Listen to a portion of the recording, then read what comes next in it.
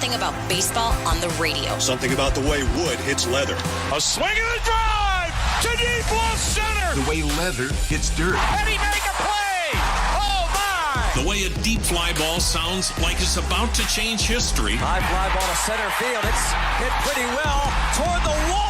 Until the cleats hit the grass, hit the crushed brick, and then nothing but sky and a silent crowd. That goes high. Until leather hits leather and 40,000 fans lose their collective minds. In a perfect symphony of chaos. He jumped up on top of the wall, balanced himself, and caught it. The way nothing triumphs a perfectly honest call. I don't believe what I just saw. And the way the right voice can make a moment live forever. Touch 'em all, Joe. You'll never hit a bigger home run in your life.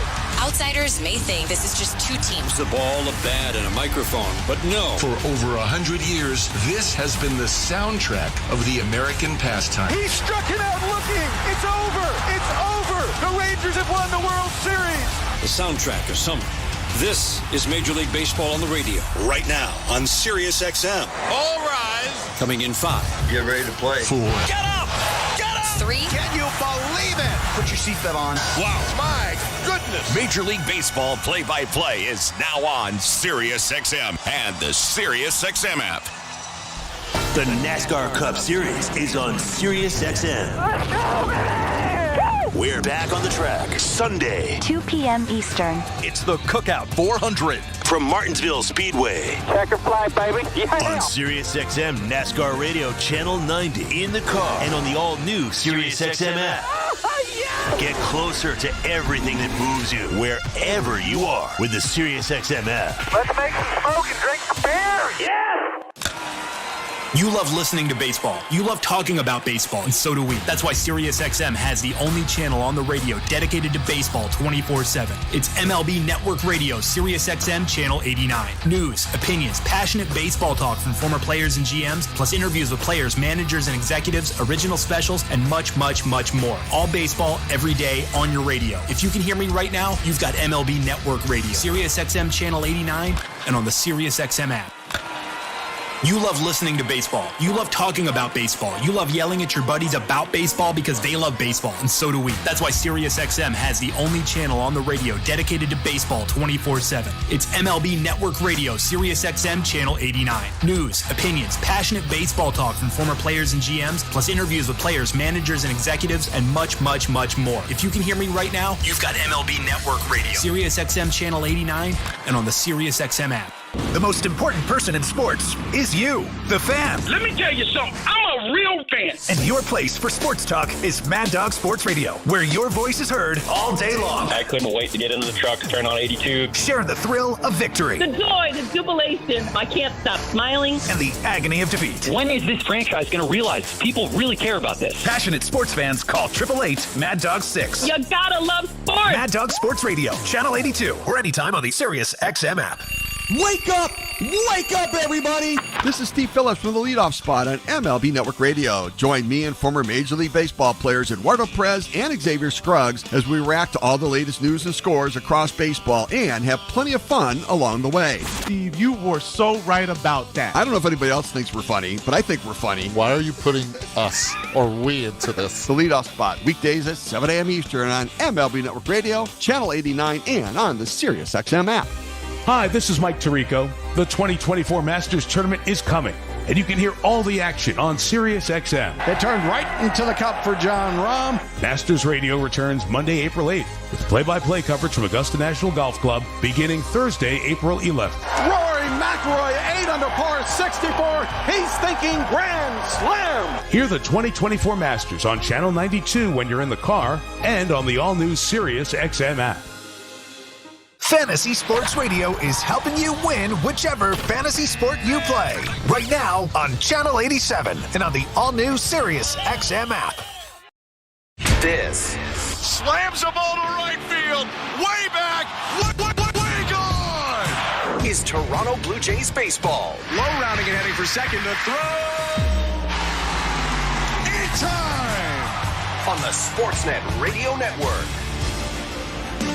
A shot at the first series win of 2024. The Blue Jays bat stayed quiet last night until a booming Davis Schneider home run surged Toronto ahead to a shocking 2-1 win.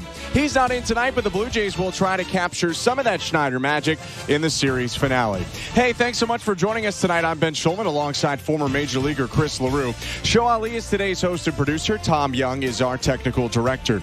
Toronto Blue Jays baseball is brought to you by the local family-owned Crown Rust Control Centers in Alliston and Bolton. Protect your vehicle from rust today. Find your local family-owned Crown at crown.com, Canada's #1 rust protection.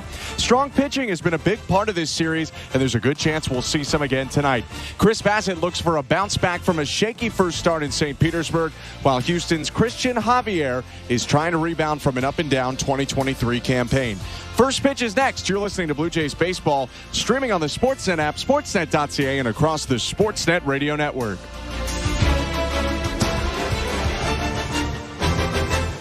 Timber Mart is Canada's building center, a solid neighbor to call upon when you've got a job to do. Your dependable home improvement store that offers the added value of Air Miles reward miles with every purchase of $15 or more. Visit timbermart.ca. We're two men and a truck, and we've got lots of men and lots of trucks.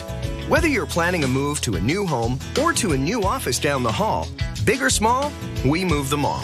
We even sell packing and moving supplies. But no matter what you need, we'll do it with a smile. With a 96% referral rating and the professionalism you can trust, the choice is simple. So when you're planning your next move, call Two Men and a Truck. Two men and a truck, the movers who care. At Crown Rust Control, protection runs deep because every Crown Rust Control Center is owned by a local family who cares beyond business. Your Crown Rust Control is 100% committed to their product, to you, to their community, which is your community. Protecting you and what matters to you is equally important as protecting your vehicle.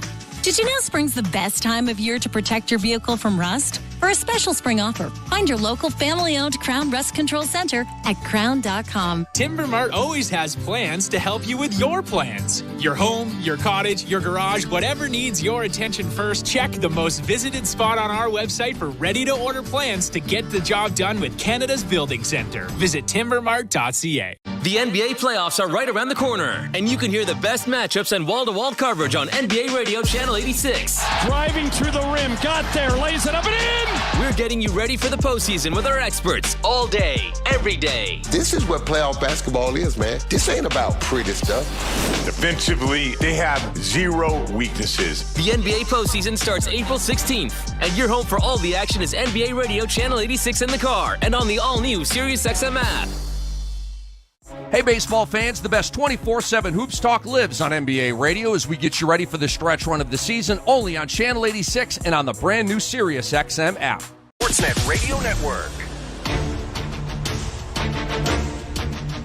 The Blue Jays pull off a comeback victory yesterday, and that sets them up with a big opportunity today. Win, and they leave Houston not only with a series victory, but also would go to New York above 500, the final road series of this long trip to start the season before returning home to Rogers Center on April 8th. Appreciate you tuning in tonight. I'm Ben Schulman. Just to my right tonight is Chris LaRue.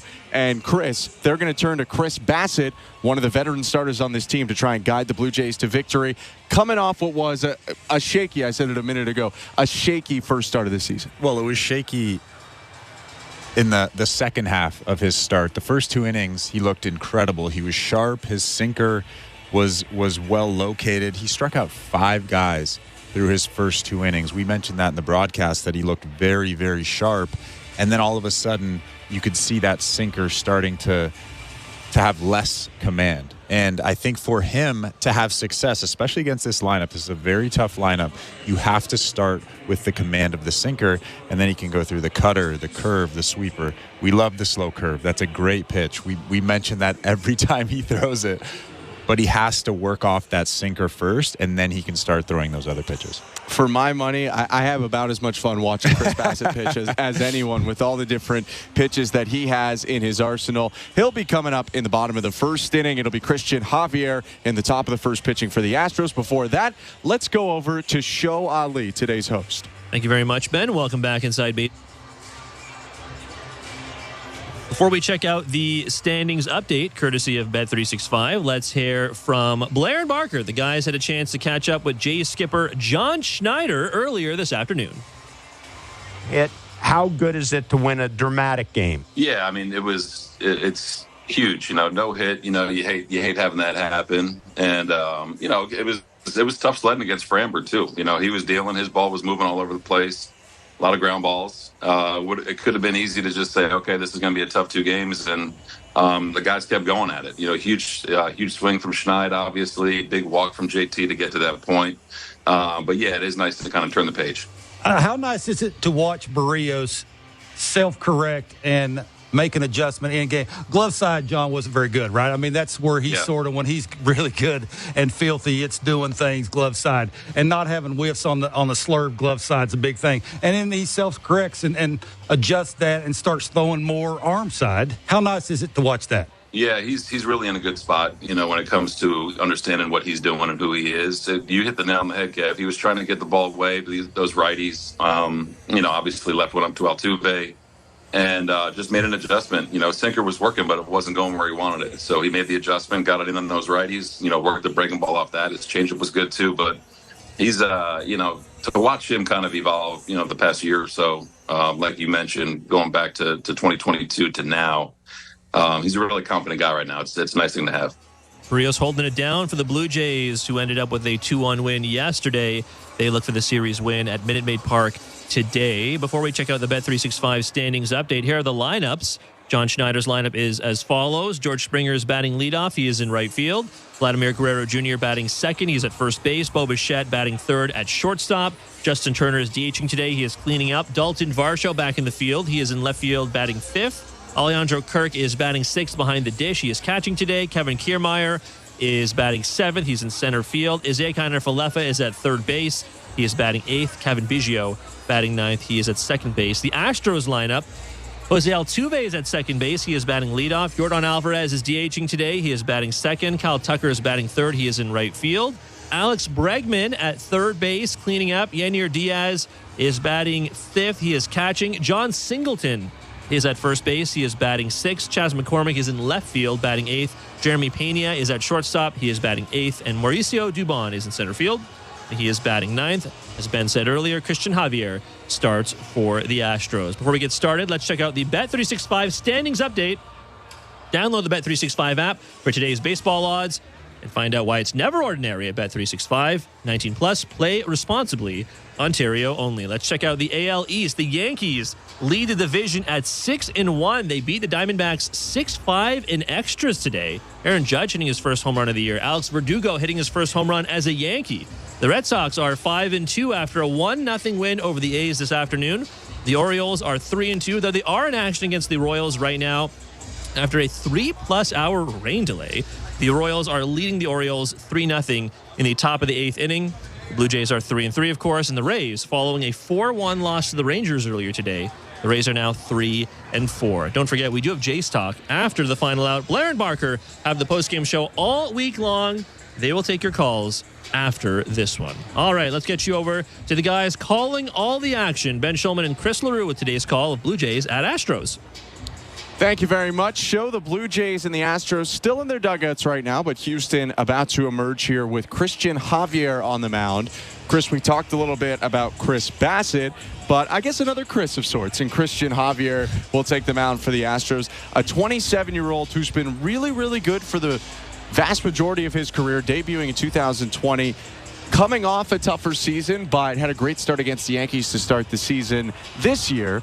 What do you think about him? Well, I think he was great in his first start. He went 6 innings, 4 hits against a very tough Yankees lineup. One of the few bright spots in that series for the Houston Astros. You mentioned that he had an off year last year. It wasn't bad. He was 10-5 with a 4.5.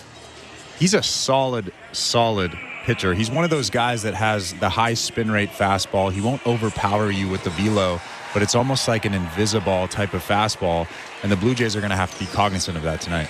Yeah, fastballs up in the zone is a big part of Javier's game. He also has one of the higher spin rate curveballs in the game. But one pitch I'm going to look out for today, and partly because of what Javier did against the Yankees, and partly because of what the Blue Jays did on game 1 of this series, struggling to the no-hitter from Ronel Blanco. Javier threw 25 changeups against the Yankees. That made up almost 30% of the pitches he threw in that game. He had previously barely used that changeup. It was just kind of in his back pocket in his arsenal. But a big part of this offseason, he lost 15 pounds, and he really worked on that changeup. We'll see if the Blue Jays can fight off that changeup in a way they haven't against the previous 2 guys. Well, I've said this a million times, but the changeup, to me, is the best pitch in baseball. If you can locate your fastball and throw that changeup with the same arm speed, and that's what Blanco did the other night. He's throwing that changeup with the exact same arm speed. It doesn't matter how fast your fastball is. As long as the hitter thinks that's a 92-mile-an-hour fastball, and all of a sudden it's 84, 85, even 86, that is impossible to hit, especially in those counts, 2-0, 3-1, 2-1. Fastball counts, hitters counts. If you can throw that changeup in there, you're money. Christian Javier's defense will feature Yainer Diaz behind the plate today for Houston. John Singleton at first. Jose Altuve plays second. Jeremy Pena at short. Alex Bregman at third. Chas McCormick in left. Mauricio Dubon man center in his first start of the series. Kyle Tucker in right. It's George Springer leading off in right field for Toronto. Vladimir Guerrero Jr. will bat second, play first. Bo Bichette, the shortstop, hits third here in the top of the first inning. First inning is brought to you by Armstrong Bird Food. Bring nature to your backyard with Armstrong, feeding Blue Jays since 1986. Visit ArmstrongBirdFood.com. Javier standing just off to the first base side of the rubber, gets into the wind. Here's his pitch. It's high and tight. Springer raises his arms and elbows out of the way. Ball 1. First pitch, 8:12 p.m., 7:12 local in Houston. Indoor once again at Minute Maid Park. The 1-0. High, ball 2.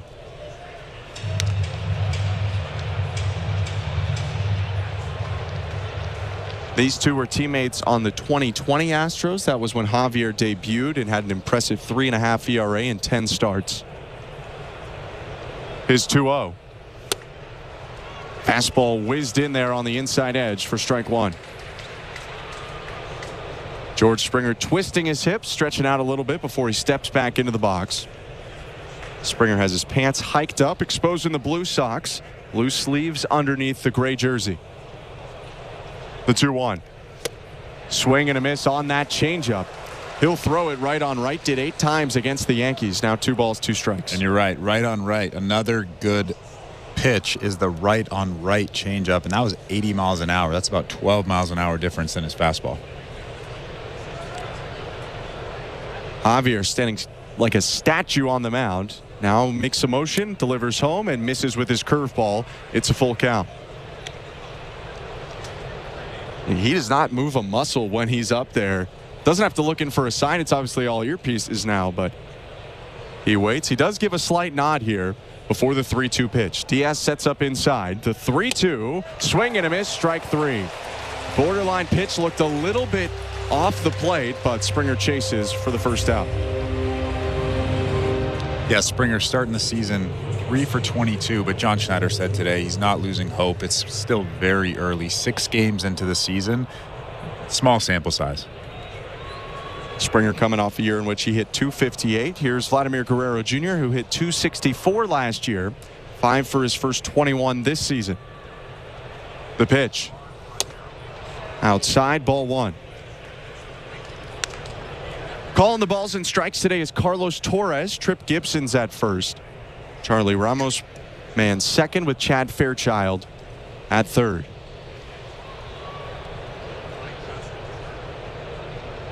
One-0 to Guerrero. Breaking ball front doors him for strike 1. Christian Javier was nicknamed the Reptile because of his slow, calculated movements on and off the mound. There you go. There you go. Are reptiles calculated? I've never heard a reptile. I don't know. Calculated. The 1-1. Change up for strike 2.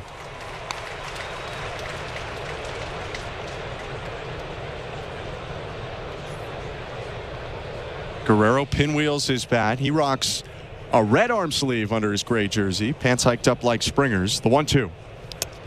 spiked in front of the plate, went for another changeup. So he's already thrown 3 changeups in this game. Yeah, he only threw that changeup 4% of the time last year. So obviously in the offseason, his thing was to work on the changeup.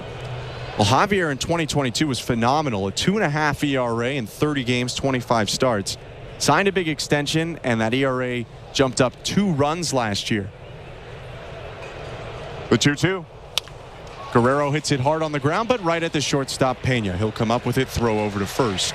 There are 2 outs. So often guys sign a big extension, and that year afterwards, it's a little bit of a down year. I don't know if it's because they become complacent and comfortable, and they don't work as hard as they would have if they didn't have that big extension. Could it be the opposite too? Could it be pressure? Now you're pitching with a lot on your plate. First pitch to Bichette is called strike 1. 2 outs, bases empty, no score, top of the first inning. Maybe a bit of both. Yeah. Bo returning from 2 games missed yesterday. The 0-1. Ball 1. Bichette came up with a hit in the first inning. Tried to score on a Justin Turner double, was thrown out. John Schneider, though, before the game said he thought Bo looked good. He was a little nervous on that slide into the plate, but he said everything checked out after the game. The 1-1. Bichette lifts it to shallow center.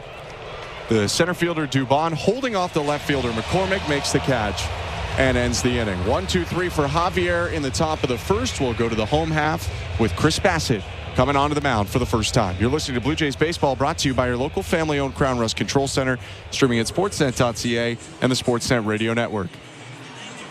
At Crown Rust Control Center, protection runs deep because every Crown Rust Control Center is owned by a local family who cares beyond business. Your Crown Rust Control Center is 100% committed to their product, to you, to their community, which is your community. Protecting you and what matters to you is equally important as protecting your vehicle. Did you know spring's the best time of year to protect your vehicle from rust? For a special spring offer, find your local family-owned Crown Rust Control Center at crown.com. We're 2 men in a truck, the movers who care. You never know when cardiac arrest can happen. That's why each and every one of our trucks carries a life-saving Mikey defibrillator as part of our Mikey on Board program. Whether we're on the highway or in front of your house, we're prepared to help anyone whose heart may skip a beat. The Mikey Network has saved many lives, making Mikey's accessible to the public. And now they're on board our trucks. We're 2 men in a truck. 2 men and a truck, the movers who care. At Bet365, we don't do ordinary. That's why we introduced in-game betting. Because when the game starts, the action doesn't stop. With in-game betting, you can wager on game props, player props, totals, and the money line. And remember, in-game, you can track your same-day parlay with the option to cash out. Check out in-game betting and find out why. It's never ordinary at Bet365. Must be 19 years or older. Ontario only. Please play responsibly. If you or someone you know has concerns about gambling, visit connexontario.ca. Welcome to the Timbermart broadcast booth. I'm Ben Schulman alongside Chris LaRue. Chris Bassett on the rubber, taking on the Houston Astros here with no score in the bottom of the first. He deals to Jose Altuve to get the start underway. Sinker for strike 1. Chris Bassett will throw the kitchen sink at you between the sinker, the four-seamer, the cutter. He's got a sweeper, a curve, and a slider, a changeup, and a splitter. The 0-1. Missed low. I believe that was the changeup. It was. 1 ball, 1 strike.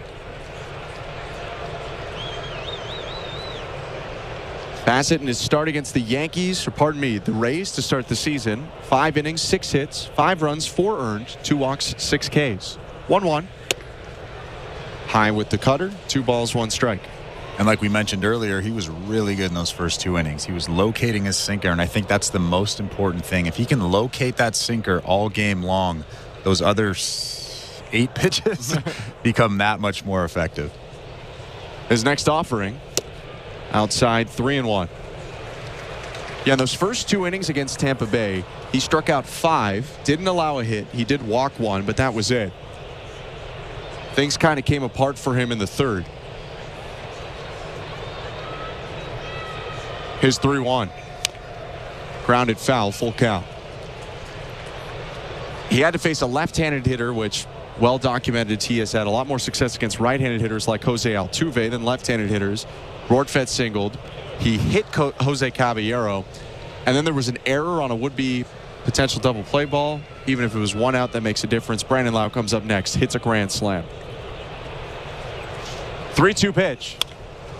Altuve lifts it to left, very shallow. Varsho running in, but it's going to be Bo waving his right hand in the air and making the catch for the first out. Bo was a little worried, I think, that Varsho was coming into him. He kind of threw his hands behind him after making the catch to protect himself if Varsho kind of bowled him over. Yeah, that's always a scary situation, especially if you don't hear the outfielder yelling, or the outfielder doesn't hear you yelling. Here's Yordan Alvarez, the slugger for the Astros. The pitch. Down, ball one. Alvarez coming off a 31-homer season in which he even missed a little bit of time on the injured list. To start this year, though, he's 3 for 24, all singles. Bassett will deal with him carefully. He's one of only 2 left-handed hitters in the lineup. The 1-0. Outside, ball 2. And you mentioned earlier that Bassett struggles against lefties, and we noticed last game that he struggles getting that ball inside to lefties. If he's throwing the sinker, it kind of faded back over the middle of the plate. Even to Brandon Lau when he hit that grand slam, that's what happened. 2-0 sinker called for strike one on the outside edge. So if Bassett is going to be effective against Yordan Alvarez and other lefties in this lineup, he needs to throw that cutter in. He needs to throw that sinker in. 1 out, base is empty, no score, bottom of the first. The 2-1 is hit hard and through the hole on the right side on the ground into right field. It's another single for Alvarez, but it's the first Houston hit today and a runner on first with 1 out.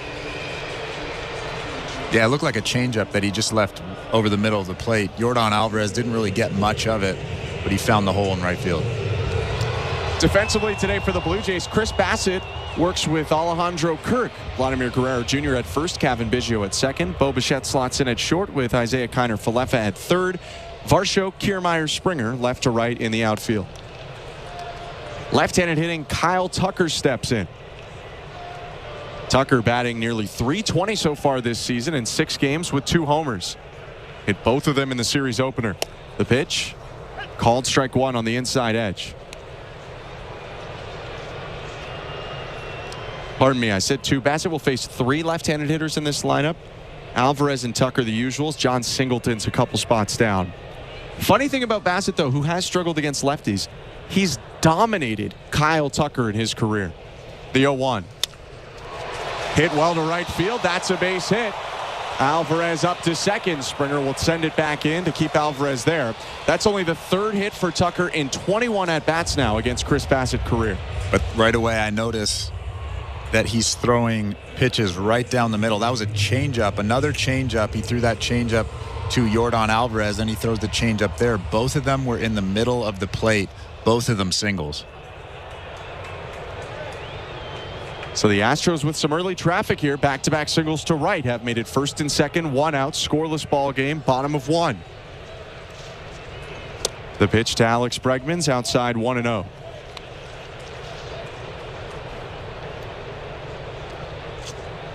Bregman struggling so far this season, batting just .174. Changed a couple things in the offseason. Here's the 1-0. Popped up. In between the mound and the plate, Kirk sheds his mask, but Vlad will come in to make the catch with 2 hands. And there are 2 outs. Well, Alex Bregman also changed something last night. He shaved his mustache off. Yeah. And you can't see any of his hair really underneath his helmet. So he's very clean shaven. Got jammed there. And the one-time MVP runner-up is retired rather quickly to make it 2 outs with the dangerous Yainer Diaz up.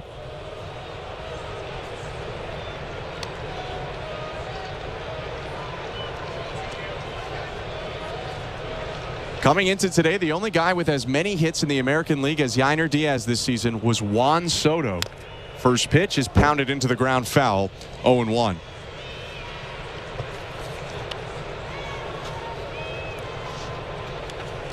Houston in their white jerseys tonight. Diaz complements that with bright orange sleeves and bright orange gloves.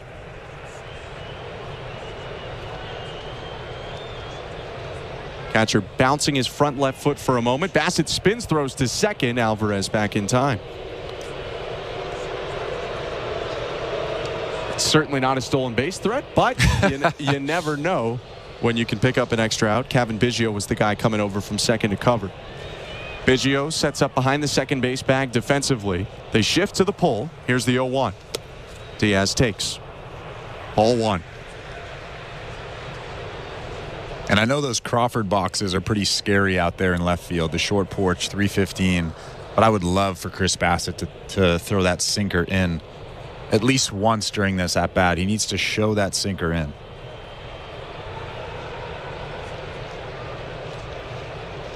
The 1-1.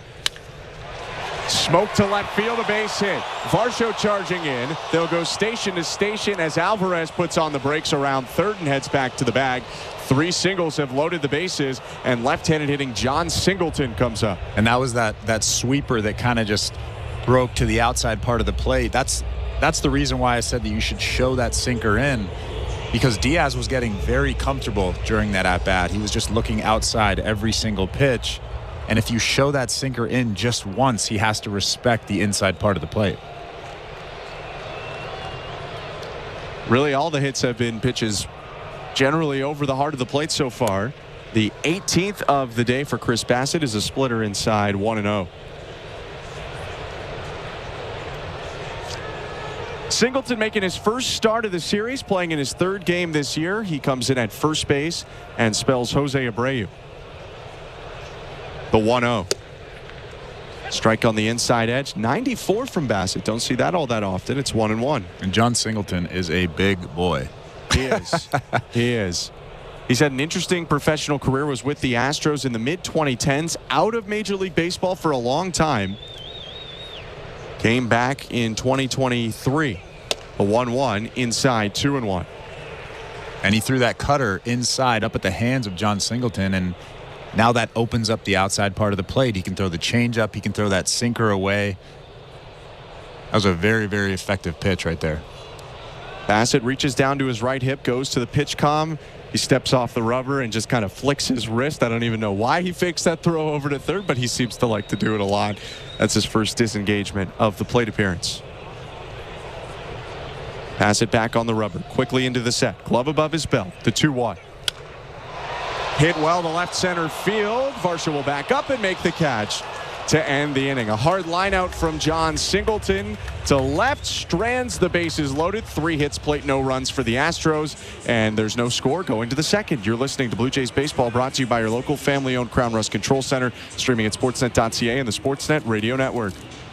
Comedy Central Radio brings you the biggest names in comedy. All day long, you'll hear the best stand-up comedy from Comedy Central's massive library. Do you ever ask an adult what they did over the weekend and they say they didn't do anything? Their faces light up. Every weeknight, you'll hear 2.5 hours of comedy for your drive home. The other day, I got jealous of a dog's thigh gap. I'm not proud of that. Comedy Central Radio, SiriusXM 95. Your home for incredible stand-up comedy. Search comedy on the all-new SiriusXM app. Fantasy Sports Radio is helping you win your fantasy leagues right now on Channel 87. It's a home run for Ronald Acuna. From in-season fantasy baseball management to daily fantasy basketball to getting you ready for the NFL Draft, Fantasy Sports Radio is here to help you dominate. How you manage your team day in and day out will be the difference in where you finish in 2024. Fantasy Sports Radio, your home for fantasy sports. Channel 87 and on the all-new SiriusXM app. There is no competition in soccer quite like the UEFA Champions League. And it's on SiriusXM FC. Kylian Mbappe delivering when it matters most. The stakes are higher now in the knockout stage, where one goal can transform a club's trajectory. Jude Bellingham's driving scores! And one performance can turn a star into an immortal. Erling Haaland has 5! It's the Champions League knockout stage, and all the top matches are on SiriusXM FC 157 and the all-new SiriusXM app. The Blue Jays are in flight, leading 3-0. Blue Jays fans, this is Ross Atkins, and you're listening to Blue Jays Baseball on SiriusXM. Sportsnet Radio Network. The second inning is presented by Bet365. At Bet365, you can watch thousands of live games, build your own bet, and you can even make a bet while the game's still being played. 19 plus, play responsibly. Ontario only. I'm Ben Schulman. To my right is Chris LaRue. Justin Turner will lead off for the Blue Jays against Christian Javier for Houston in a scoreless game, top of the second. Turner coming off another huge day in this young season for the Blue Jays. He went 3 for 3 with 2 doubles and a walk. The pitch.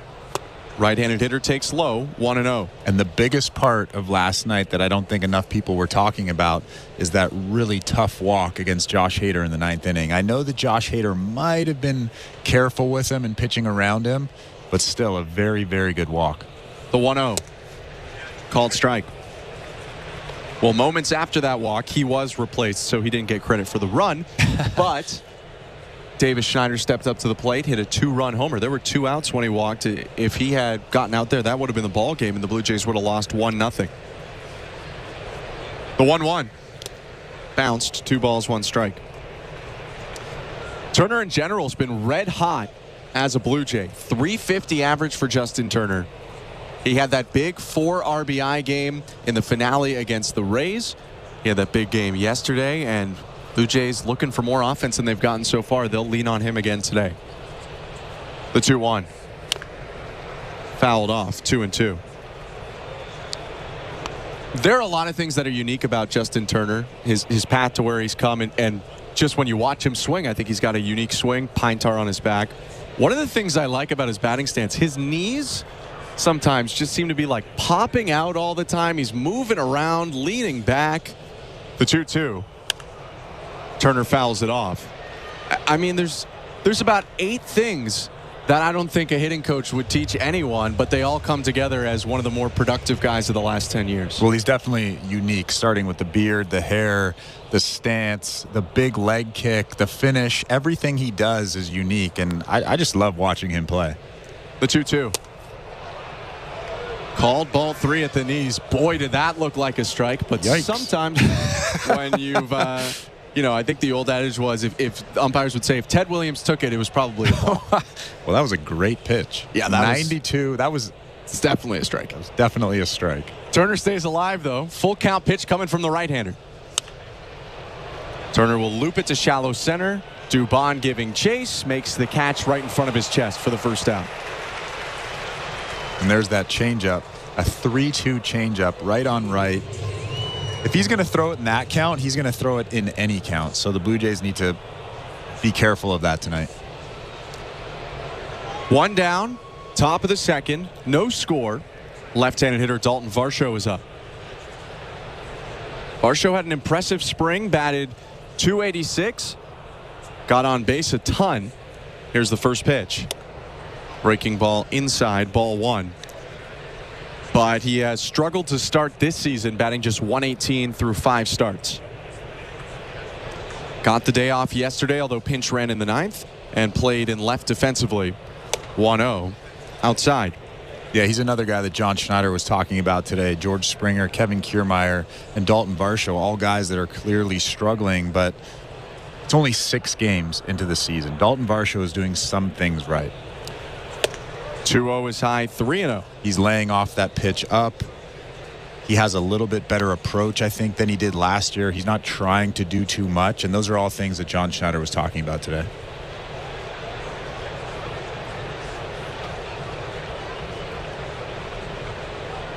Javier way behind in the count is 3-0 to Varsho. Called strike, and he just got a favor right back for that missed call against Turner. That was definitely ball 4 inside. Instead, it's 3-1. And I don't know if that was a makeup call, but it certainly looked like a makeup call. 3-1.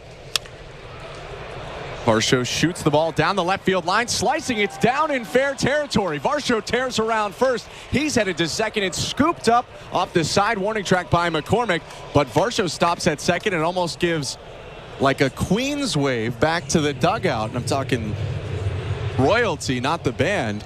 I haven't seen that yet this season, but Varsho cup in his right hand with a subtle wave back as He's on second base with one out. Well, you also haven't seen Varsho standing on second base.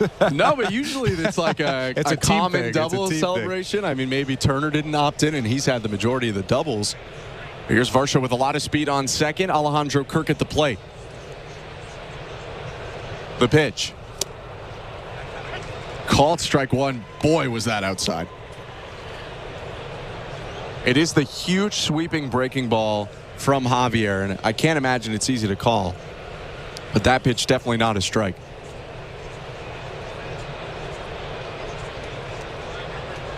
The 0-1 to Kirk.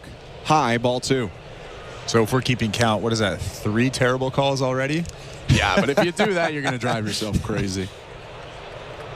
Worth noting, the strike box is not infallible in the exact strike zone, but it's pretty close. 1-1. Down, and it scoots away from the catcher, Diaz, but not far enough for Varsho to advance. I'm actually surprised Dalton didn't go to third. He's usually pretty aggressive. He's looking behind him after that one. I think potentially a little bit upset there. He actually tried to on second look. Varsho jumped towards third and stumbled, and so decided to cut his losses and head back to the bag.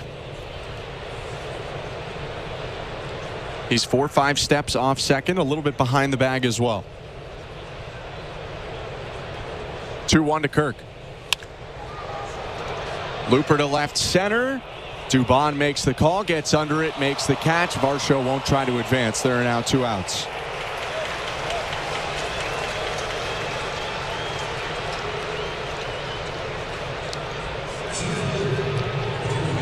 That brings up Kevin Kiermaier, a left-handed hitter for the Blue Jays, the second of 3 today. Varsho the first, who's on second, and 2 spots after Kiermaier will be Cavan Biggio. It's worth noting, at least, that not quite to the range that Chris Bassett has dealt with, where he's one of the best against righties in all of baseball and one of, and struggles against lefties. But Javier has massive differences in his production against right-handed and left-handed hitters. Lefties hit him way harder. The pitch to Kiermaier. Outside, ball 1. Yeah, and that's part of the reason why Kevin Kiermaier is in this game. He's 1 for 15 this year. When you look at his stats, you probably think, why is he in this ball game? But 1-0 pitch outside, 2-0. And then you look at the game last night. We talked about this a lot. He was facing Framber Valdez, who was very, very tough. It was a tough assignment for Kevin Kiermaier. He stayed in with Dalton Varsho getting the night off. The 2-0. Swing and a miss.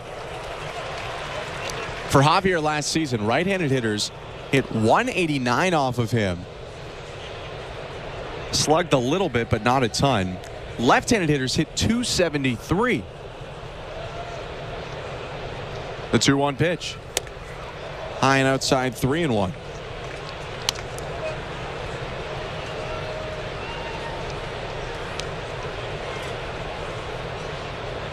Isaiah Kiner-Falefa is on deck.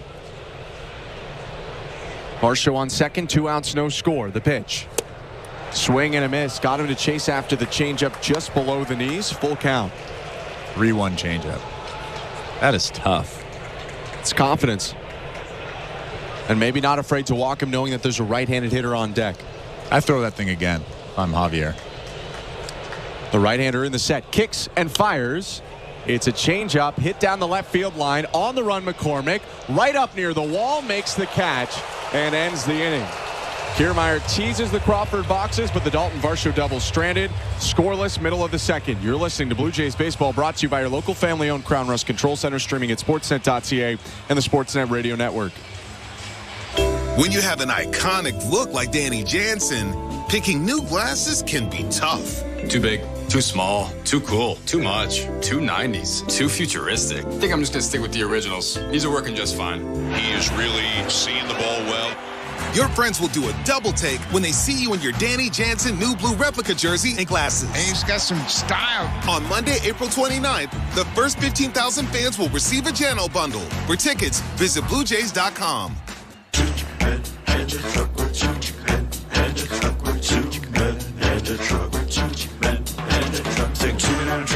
2-minute-truck.ca. So when you gotta move, all moving day. Think 2-minute-truck, 2-minute-truck.ca. Cause all of us movers are not the same. So that's our company name, 2-minute-truck.ca. We're lots of men with lots of trucks. So give us a call today. At Crown Rust Control, protection runs deep because every Crown Rust Control Center is owned by a local family who cares beyond business. Your Crown Rust Control is 100% committed to their product, to you, to their community, which is your community. Protecting you and what matters to you is equally important as protecting your vehicle. Did you know spring's the best time of year to protect your vehicle from rust? For a special spring offer, find your local family-owned Crown Rust Control Center at crown.com. This is Toronto Blue Jays baseball. Next pitch, Moniak takes off. It's low a ball, throw down to second. They got him! On Sportsnet 590 The Fan and the Sportsnet Radio Network. Zeros on the board, bottom of the second inning. Chris Bassett back on the rubber to take on Chas McCormick, today's left fielder for the Astros. McCormick stands far away from the plate, batting from the right side. Bassett going to his pitch comm here late in the pitch clock. He gets moving with 5 seconds to go, and the pitch. Strike at the top of the zone, 0-1. I'm Ben Schulman. He's Chris LaRue. That looked like a late audible there from Chris Bassett. Does that surprise you? No, not at all. The 0-1. Off the handle, a looper to center. Kiermaier charging in, has to stop and let it drop in front of him. McCormick with a single to start the second. Already 4 hits today for the Houston Astros. Pretty good pitch from Chris Bassett. That was a sinker in. And McCormick gets jammed just a little bit. That was actually off the plate in, but McCormick stands so far off the plate that he's able to get a decent part of the bat on it and just dump it into center field. He'll take his batting gloves off now and put on the sliding mitten. Takes his lead off first. Jeremy Pena at the plate. First pitch is low, 1-0. Every Jays Care 50/50 ticket sold helps more kids play and grow through baseball. The proceeds from each ticket sold supports baseball programs in local schools around your community. Then at the end of the month, you could walk away with a life-changing jackpot already over $500,000. Get your tickets right now at bluejays.com/5050 from Ontario or Nova Scotia. Bassett delivers on the inside edge for strike one, and it's a 1-ball, 1-strike count. With nobody out here in the bottom of the second, runner on first and Jeremy Pena up.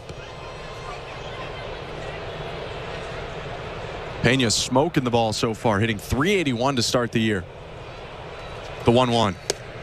Called strike 2. Has not pulled the trigger on a pair of fastballs on the inside edge. Yeah, 3 fastballs in a row from Chris Bassett.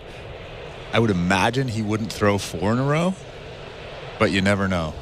Fastball elevated would probably do the trick here. McCormick takes his lead. Bassett from the first base side of the rubber delivers a breaking ball low and outside.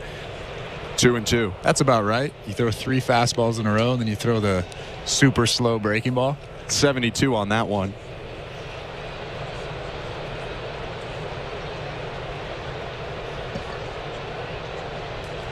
Bassett shielding his hand with his red glove. Dials up the pitch comm now in the set. 2-2. Hit on the ground is short. Speared on one hop by Bichette on his left side. Flips to Biggio. Over to first. 6-4-3 double play.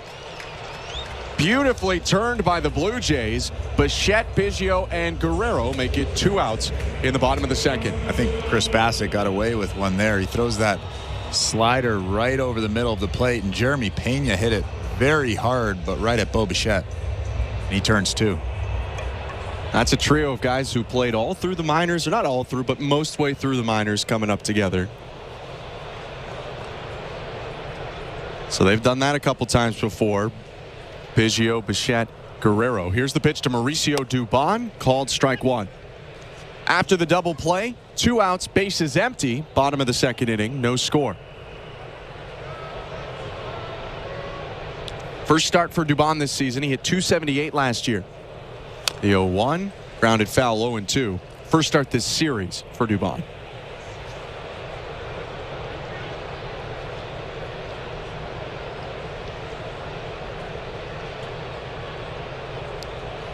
Traded to the Astros in May 2022 for catcher Michael Papierski. Came over from the Giants. The 0-2.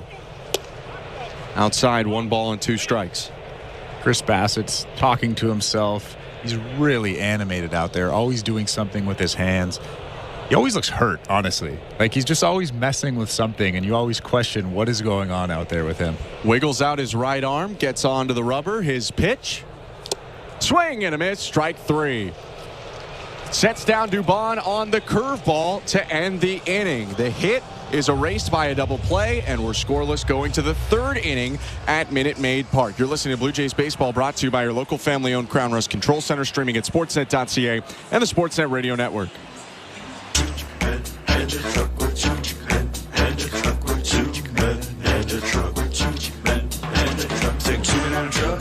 Truck.ca. So when you gotta move, all moving day. Think 2-minute truck.ca. Cause all of us movers are not the same. So that's our company name, 2menintruck.ca. We're lots of men with lots of trucks, so give us a call today. Everyone dreams of owning their own personal slice of heaven. Now you can, thanks to Fixed Rate Pizza by Pizza Pizza. Until the end of 2024, lock into an extra-large 4-topping pizza at a fixed price of $17.99. No matter how bad food prices get this year, your pizza price stays. So why not say no to surge pricing and yes to fixed-rate pizza? Order now from Pizza Pizza. Order pizzapizza.ca. At Bet365, we don't do ordinary. That's why we introduced in-game betting. Because when the game starts, the action doesn't stop. With in-game betting, you can wager on game props, player props, totals, and the money line. And remember, in-game, you can track your same-day parlay with the option to cash out. Check out in-game betting and find out why. It's never ordinary at Bet365. Must be 19 years or older. Ontario only. Please play responsibly. If you or someone you know has concerns about gambling, visit ConnexOntario.ca. This is Toronto Blue Jays baseball. Kikuchi has struck out 4 of the last 6. On Sportsnet 590 The Fan and the Sportsnet Radio Network. The 3rd inning is brought to you by the local family-owned Crown Rust Control Centers in Alliston and Bolton. Protect your vehicle from rust today. Find your local family-owned Crown at crown.com, Canada's #1 rust protection. Top of the 3rd starts with strike 1 against Isaiah Kiner-Falefa. I'm Ben Schulman. He's Chris LaRue. No score here in the road half of the 3rd. Kiner-Falefa leading off for the Blue Jays. Bats from the right side. Straight up stance, a little bit open. The 0-1. Outside, 1-1. That is a big sweeper. It is. It's huge. It's absolutely huge. You're right. It's probably tough for the umpire to see it cross the strike zone. The 1-1. Throws another one, and this time hits the outside corner. 1 ball and 2 strikes. It looked like it started at IKF's knee and then broke back over to the outside part of the plate. Absolute outside part of the plate. The 1-2 pitch. Another one pounded on the ground up the middle. Charging in Pena. Throws on the run. The shortstop retires IKF. There's 1 out.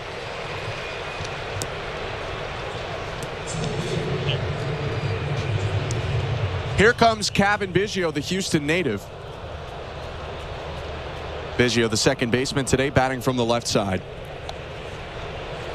Got a day off yesterday with the left-hander Framber Valdez on the mound. Back in today.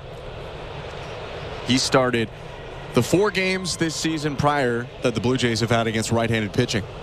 First offering, high ball 1.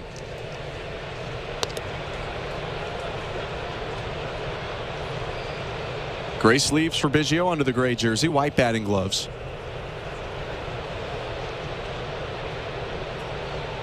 One-0 pitch from the righty Javier. Low on the change. Biggio checked the swing. Appeal down to 3rd. No swing, says Chad Fairchild.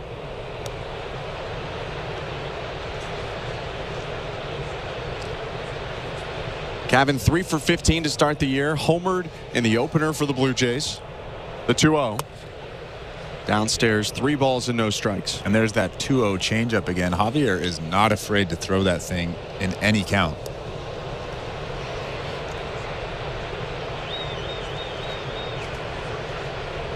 George Springer waits on deck. Don't want to walk Biggio here. 3-0 offering. Biggio squares to bunt, pulls back. 3-1. Don't think he was ever intending to. Maybe just trying to mess with Javier. No, there. that was the Little League fake bunt. I'm surprised he wasn't wiggling the barrel. Yeah, he didn't put it out that early, though. He kind of put it out in the middle of the windup. Ready to hit once again. Biggio straight up in his stance. The 3-1. Inside, ball 4. Second base runner today for the Blue Jays. Interestingly enough, both have been left-handed hitters who have reached. Here comes the former Astro, George Springer.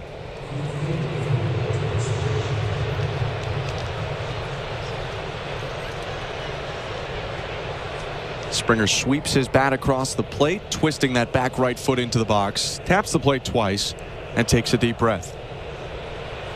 1 out, runner on first, no score, top of the third. Javier back in the stretch. Solid lead for Biggio at first. The pitch. Down and away, ball 1.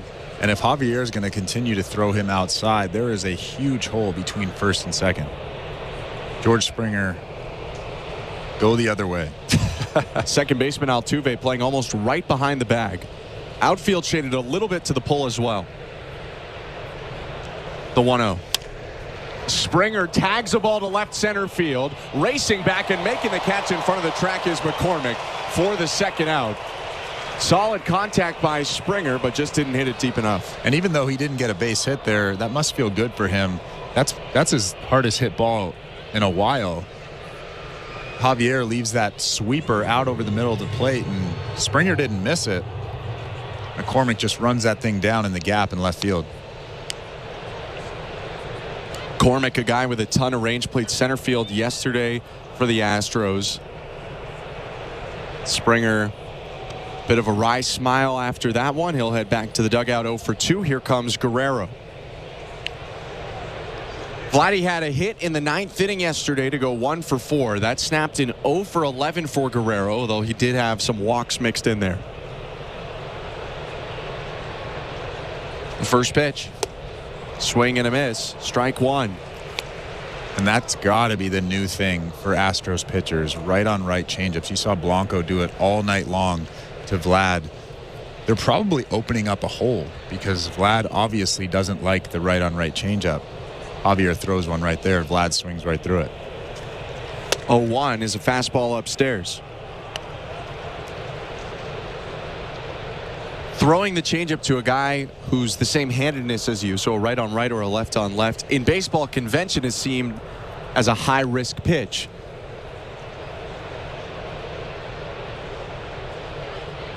The 1-1. Low, 2-1. Why do you think that is? Well, I think it's not a high-risk pitch anymore. I've always loved the right-on-right changeup. That was probably my favorite pitch to throw. It's just become more and more popular now because it shouldn't be scary. If you throw with fastball arm speed and that right-handed hitter thinks it's a fastball, they'll swing through it, just like Vlad is showing you. I think it's not as scary as people used to think it is or was. The 2-1. Fastball outside. Vladdy in the driver's seat here with a runner on first and 2 outs. He has a 3-ball, 1-strike count to work with. And Vlad is clearly showing you that he thinks a fastball is coming and swinging right through that changeup multiple times. Javier set at the belt. Deep breath. Kicks, delivers. Low ball 4. Missed with a change once again. Guerrero walks. The second walk issued today by Christian Javier. Both come in this inning. So Kevin Biggio pushed up to second. And Bo Bichette has a chance to drive in some runs. Yeah, that was a good at-bat from Vlad. He swung through a changeup, but he looks like he has a better approach this season to me. Although the results haven't really been there yet, he looks like he's more confident up there. He's laying off pitches that he would have swung at last year and kind of just rolled over uncompetitive at bats. But this year he's actually okay with taking a walk like he did right there. About the offense in general, not about Vlad. John Schneider was asked about are there any positive trends that he's liked, and he did say the swing decisions. He liked the pitches that the guys were picking out. However, he did mention that they need to hit the ball with more authority. And if you look at some of the more complicated numbers, the Blue Jays are a pretty high contact team so far this year. However, they're a pretty low hard hit team this year. They're in the bottom third of the league in hard hit percentage. Bo Bichette comes up with runners on first and second. 2 outs, top of the third. Blue Jays looking for their first hit with a runner in scoring position this series. The pitch. Foul tipped into the glove. Strike one. And before tonight's game, Vlad was hitting 227, but his on-base percentage was 370. So that tells you that something is going right. Sure, he's not getting base hits as much as he would like, but he's still getting on base. He's on first. Biggio's on second. Blue Jays looking for their first run today. 0-1 to Bichette. Swing and a miss at that changeup. 0-2. I wonder if Javier was watching Blanco the other night and he was just like, I'm going to throw that thing more. But he threw so many against the Yankees, you know. Yeah, that's true. I almost feel like he's doubling down on that just as much. The 0-2. Bounce the breaking ball.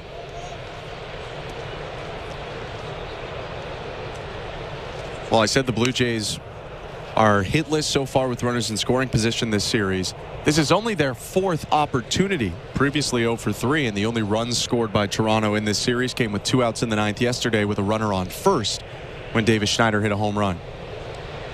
Next pitch to Bichette. Bounced up the first baseline. It'll roll foul, and Bo maintains this plate appearance, stays alive there with that cue shot. And there was that changeup down and away. Bo just barely gets a piece of it. Throw a fastball up here. If I was Javier, I would throw a fastball up, that invisible that he loves to throw. He'll probably throw another changeup. Or he'll throw the breaking ball because that's the one you didn't mention. Bichette holds the bat straight up to the sky. Now gets ready to go and leans it on his right shoulder. The 1-2. Fouled off the fastball. There you go, Chris. Fastball up. All right. Once in a while, I'm right. Oh, you're right, plenty.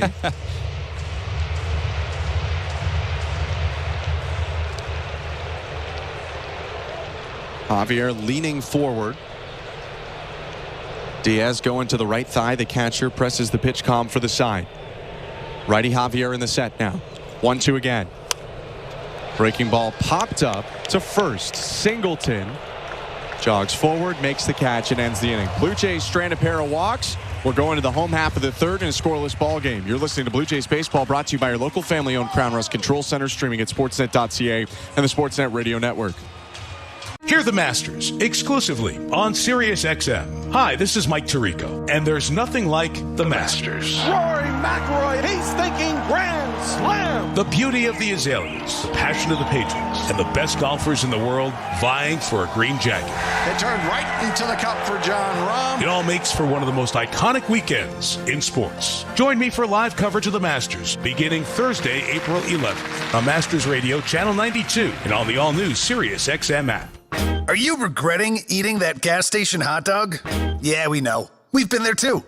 This is a message for baseball fans like you. Did you know that you get a channel that's talking baseball 24/7 as part of your SiriusXM subscription? What? Our lineup includes shows hosted by former big leaguers and executives. Plus, you'll hear from 17 managers each week. MLB Network Radio is on SiriusXM Channel 89, or just search MLB Network Radio on the SXM app. SiriusXM Sports. We're more than just a game. The Busted Open podcast is now available on YouTube. This is Dave LaGreca, host of Busted Open, the #1 pro wrestling show on the planet. You can now watch and listen to the award-winning Busted Open podcast every single day on YouTube. Our best interviews, behind-the-scenes access, and some of our best content from the past. All available right now when you go to youtube.com/@BustedOpenPodcast. Subscribe right now. Hi, this is Alexa. Did you know you can listen to this game on devices with Amazon Alexa? Download the SiriusXM app, then tell me to play the Blue Jays on SiriusXM. Top of the order coming up for the Astros. No score. Toronto and Houston. Game 3 of this series. Split at 1-1 right now. Jose Altuve adjusts his helmet and steps up to the plate. The first pitch from Chris Bassett is popped up behind home plate. Alejandro Kirk drifting toward the third base dugout. Called off by IKF, who makes a long run, and that one lands out of play.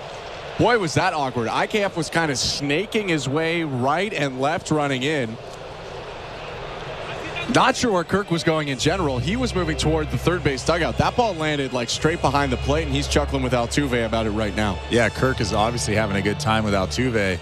He was nowhere near that ball. He was running towards the Blue Jays dugout along the left field line, and that ball ended up almost directly behind home plate, about 4 rows up. I think that's what threw off the line for Kiner Falefa. He called him off, ran to where Kirk was, looked up, and realized that was nowhere close to where the ball was. It didn't matter anyway. Yeah, it's a harmless strike. No one was going to catch it either way. And now it's 0-1. Bassett nodding, shaking off a pitch, nodding again. Into the wind, his pitch. Lifted to shallow center.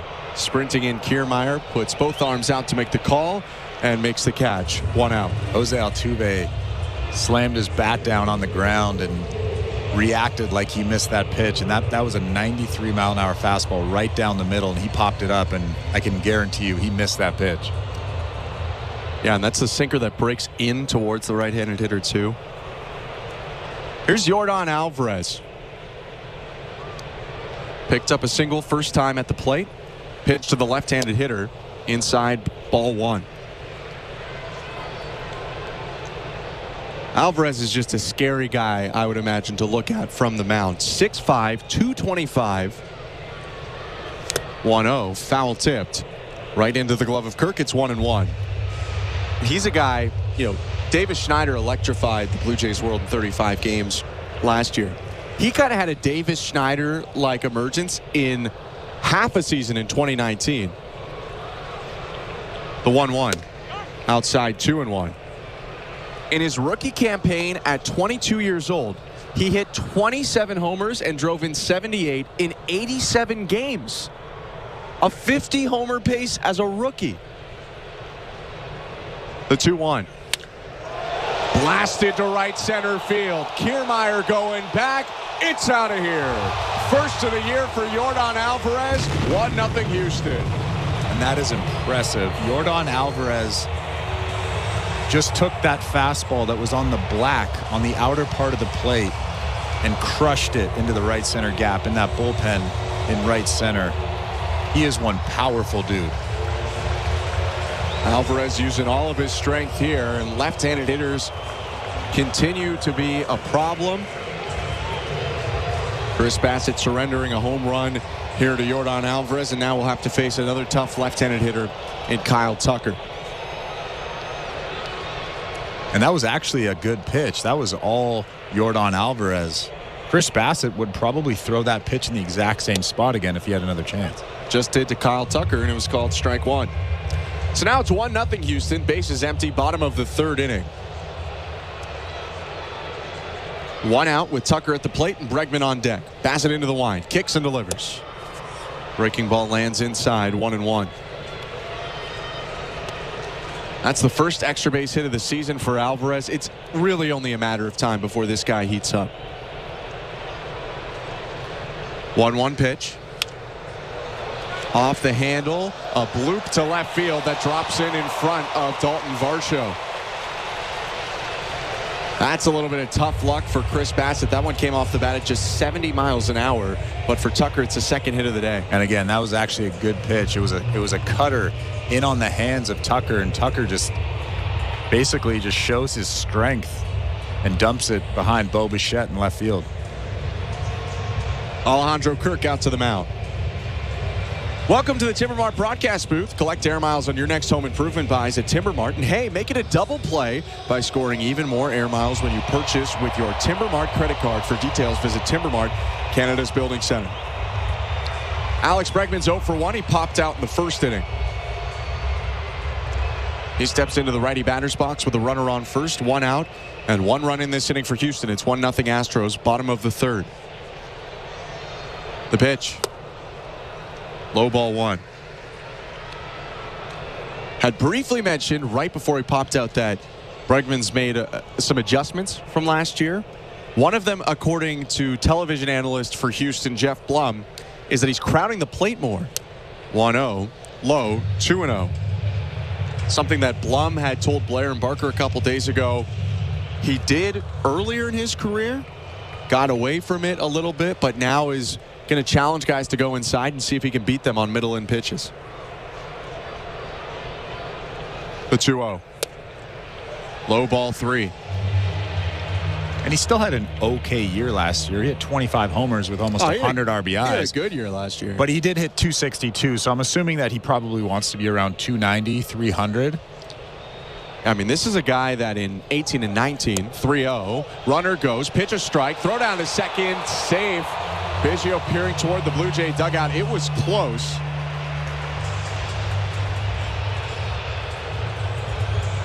Alejandro Kirk giving kind of a so-so hand signal over to the dugout in case they're interested in looking at it. He's still peeking over there. And actually, they ended up calling that ball 4. Pardon me, so it doesn't matter anyway. I still think he was safe at second base. Didn't matter. That's what umpire Charlie Ramos said anyway. First and second, 1 out. Here's Yainer Diaz.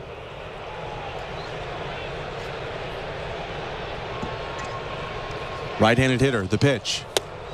Called strike 1. Third inning is where things snowballed for Bassitt in his first start. He's given up a run here in the bottom of the third, but trying to bounce back after a home run, a single, and a walk. The 0-1. Called strike 2, right at the knees with that fastball. This is a tough AB for Bassitt. Diaz is hitting 500. He's 11 for 22. Small sample size. It's a good sample for him, though. He'll take it. 0-2 pitch. Swing and a miss, strike 3. Threw the cutter upstairs, and Diaz went fishing for a pitch near his head. There are 2 outs after that swinging strikeout. Yeah, the elevated fastball is a great pitch, but that right there is around the head of Diaz. You don't think hitters that are hitting 500 would even offer at that pitch, but luckily Bassitt gets Diaz to whiff right through that cutter. Do you think the cutter is more enticing to guys? Because Bassitt throws a lot of high cutters, and you don't see a ton of guys throw that pitch upstairs. No, I don't. He shouldn't have swung at that pitch. Regardless, that's way too far out of the strike zone. Here's John Singleton. Pitch to the left-handed hitter is a breaking ball for strike 1. If that pitch is at the top of the strike zone, maybe a little bit below the letters, that's an enticing pitch, right? Guys will swing at it, but that was around the head on his helmet. Yeah. Runners on first and second, 2 outs, 1-0 Houston, bottom of the third. Singleton with knees bent, swings at the next pitch and hits a one-hopper off the glove of the diving second baseman Biggio. Bichette picks it up and will jump over Biggio and come back into the infield to make sure there's no further advance. But it's an infield single for Singleton.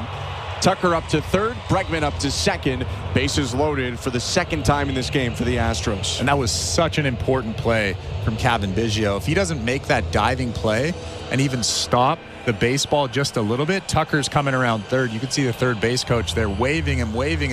And then at the last second, he puts up the stop sign. What a play by Cavan Biggio. Didn't come up with the ball, but knocked it down just enough to keep Tucker at third base. Gary Pettis, the third base coach for Houston, nearly grabbed Kyle Tucker himself. He was saying yes, yes, yes, no, right as Tucker was right in front of him. And Pettis was pretty close to the baseline, a speedy guy himself.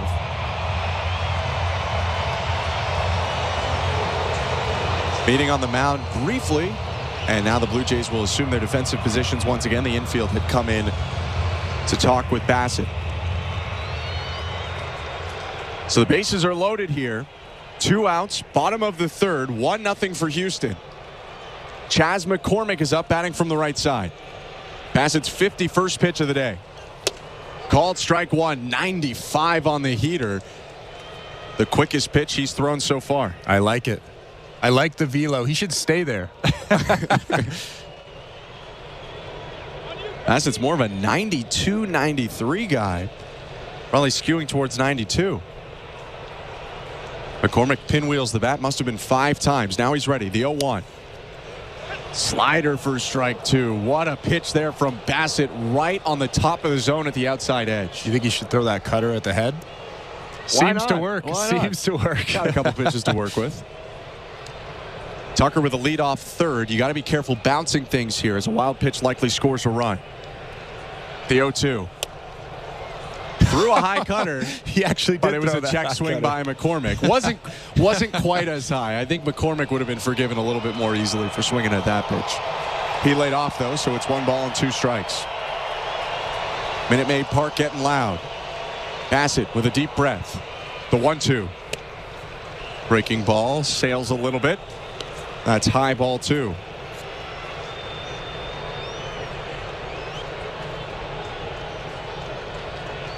Fourteenth time Bassett has faced the Astros. Familiar with them, familiar with the ballpark after all those years spent in Oakland. His 2-2. Off the end of the bat, a lazy fly ball to center. Kiermaier will walk backwards and make the catch with 2 hands to end the inning. Yordan Alvarez's homer opens up the scoring. Houston then loads the bases, but strands all 3. It's 1-0 for the Astros at the end of 3. You're listening to Blue Jays Baseball, brought to you by your local family-owned Crown Rust Control Center, streaming at sportsnet.ca and the Sportsnet Radio Network. They are among the greatest to ever play their sports. Caitlin Clark is the all-time scoring leader. They are legends and icons. Larry Bird hit the shot with 2 seconds left. I don't know how he did it. And you can hear them right now on the all-new SiriusXM app. We are here with Iowa superstar Caitlin Clark. I'm so focused on winning, it's never anything I ever take for granted. Here comes Larry Bird, the Hall of Famer, and he just won Legend of the Year. Legend of the Year, isn't that something? For access to the game's greats, rely on the leader in sports audio. SiriusXM and the SiriusXM app. This is CJ Nikowski. Join me, Ryan Spilborghs, and Brad Lidge every weekday at 2 p.m. Eastern as we give you the player's perspective of what's happening in baseball. He is possessed every time he goes out there right now. This is crazy. There's this energy that certain players bring. It's Loud Outs every weekday at 2 p.m. Eastern on MLB Network Radio, SiriusXM, Channel 89, and the all-new SiriusXM app. The Women's NCAA Tournament is on SiriusXM. It is going to be fun. It is going to be interesting. For the best guests. Dawn Staley. I just want us to be who we've been. And coverage of March Madness. Tune in to SiriusXM SEC Radio. From the biggest stars. Reese putback is good. Nobody wants any part. No part of it. Of Angel Reese right now. To the top teams. We've got you covered through the National Championship in Cleveland. It's all on SiriusXM SEC Radio, Channel 374. And the all-new SiriusXM app. 24/7, 365 coverage of all things NASCAR. All things NASCAR happens exclusively on SiriusXM NASCAR Radio, Channel 90. Sportsnet Radio Network. It's the 4th inning presented by Bet365. At Bet365, you can bet on live in-game, on-game props, totals in the money line. Download the app and find out why it's never ordinary at Bet365. 19 plus, play responsibly, Ontario only. First pitch of the 4th inning is high to Justin Turner, 1-0. I'm Ben Schulman. He's Chris LaRue. 1-0 for Houston, thanks to Yordan Alvarez's solo home run. Back in the bottom of the 3rd. Turner leads off the 4th, the 1-0. Hit high in the air, but foul to the right side, 1-1.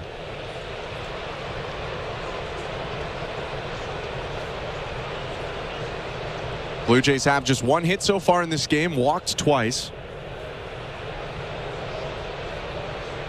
They have run up the Javier pitch count a little bit. Here's his 61st of the day. Turner takes away, 2-1. Justin Turner's a guy that'll do that to you. There was a game in the spring where he saw over 20 pitches in a game in 3 plate appearances because he just fouls off so many pitches every at-bat. The 2-1. Fouled off, hit himself in the back foot. It's 2-2. Usually he hit the front foot. That time he hit the back foot. Yeah, he's going for a walk right now. That was a good changeup on the inside part of the plate, and Justin Turner kind of did a half swing and maybe even his knee. Yeah, he's not overly excited about what happened right there. He's got the blue guard on his front left leg on the shin. He's got the elbow guard on his left elbow, but there's no protection for that back leg. Turner hit it flush. He's back in the box, though. Javier looking in for the sign. A very slight nod from the right-hander. The 2-2. High ball 3. But you're right, Ben. Justin Turner is just a pitcher's nightmare. He just fouls good pitches off all the time. If it's not his pitch, he'll just foul it off. Foul it off. Keep doing that, and before you know it, you're throwing 63 pitches through 3. 3-2 is in the dirt, ball 4. And it is worth noting that Javier has walked 3 batters now. In the last 2 innings, walked both Biggio and Guerrero in the 3rd. He walks Turner here in the 4th. And that changeup is not looking as in command as it was earlier on. Here's Dalton Varsho. He has the lone Blue Jay hit today. A double to left field in the second. Javier from the stretch. Rocks back and fires. Off the handle, fouled back, 0-1. And that pitch right there, fastball up around the hands, is Dalton Varsho's kryptonite. He offers at it a lot, and he gets himself out a lot by swinging at it, and he swung at that pitch right there, fouled it back. Up and in and down and away were the two zones that Dalton Varsho was hurt the most last year. The 0-1. Swings at a breaking ball and lofts it to first. Singleton makes the call just inside the infield grass. He squeezes it. 1 out. Let's take a look at the out-of-town scoreboard, brought to you by St. Louis Bar and Grill. Devilishly good since Toronto first raised the trophy in '92. Join them for wings, ribs, beer, cocktails, and catch every plate at your local St. Louis Bar and Grill. Download the app or visit stlouiswings.com for more details. Always devilishly good. Before we get to those out-of-town scores, here's Alejandro Kirk, 0 for 1 with a flyout. Runner on first, 1 down, 1-0 Houston in the fourth. The pitch is high. No, it's not. It's called strike one. Wow. Let's go to the out-of-town scores instead of thinking about that one. At Camden Yards, the Baltimore Orioles came back today to defeat the Kansas City Royals 4-3. Kansas City led 3-0, headed to the bottom of the 8th inning until Baltimore flipped the script. 0-1. Kirk takes 1 ball, 1 strike. Gunnar Henderson and Adley Rutschman knocked in runs in the 8th inning to make it a 1-run game.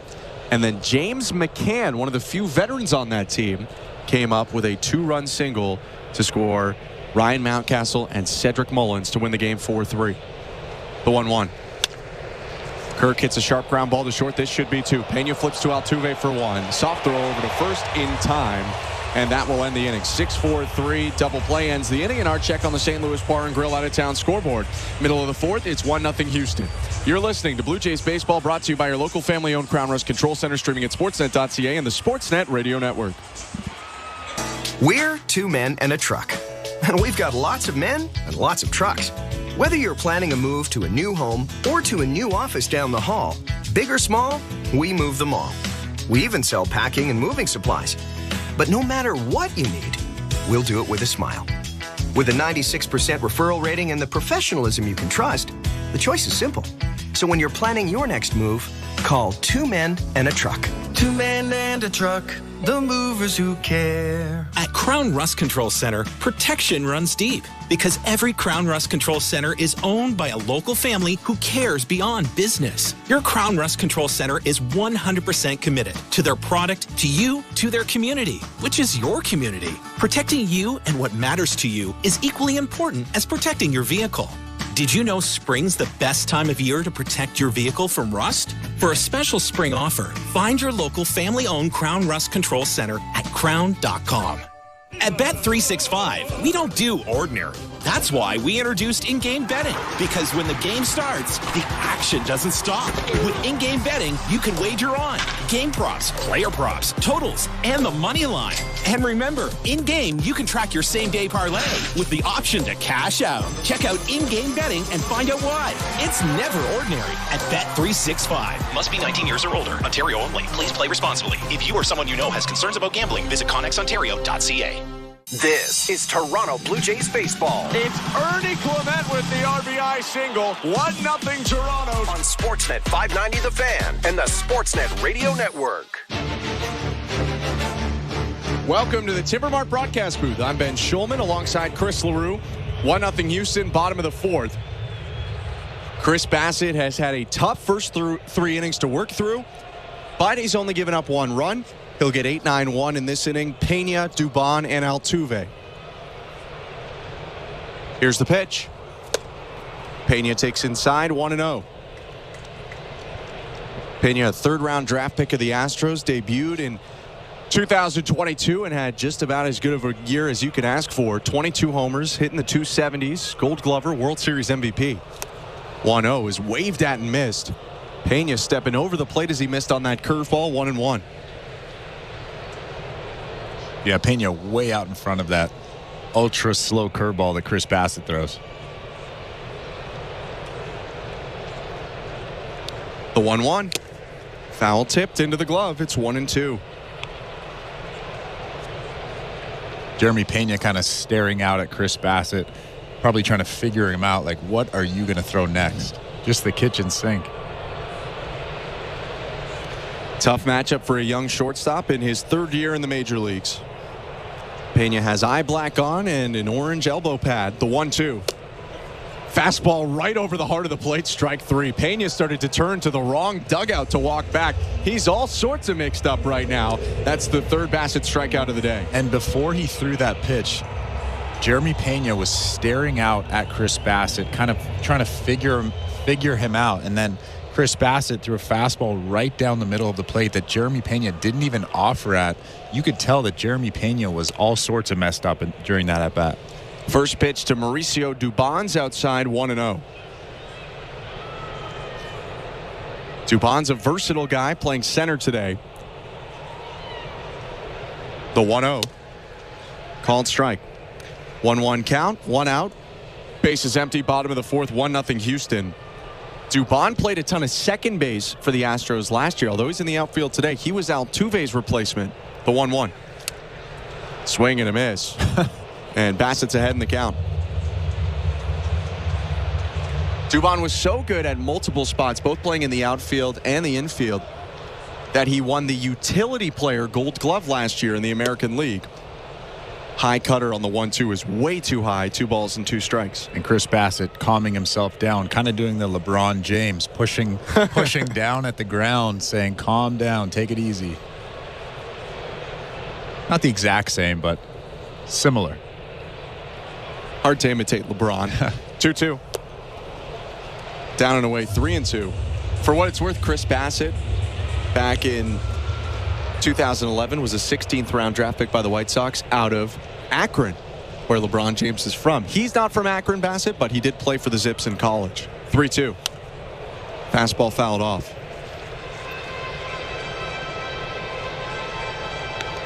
A big Ohio State fan. Of course, LeBron probably would have gone to Ohio State. Yeah, although he was like never going anywhere. Today he would have, went straight pro in another way. G League maybe. 3-2. Fouled back, and they'll do it again. Dubon has spoiled back-to-back full count pitches.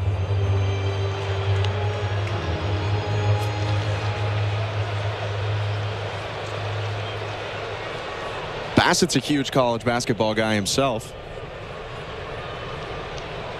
He's into the wind. His full count pitch.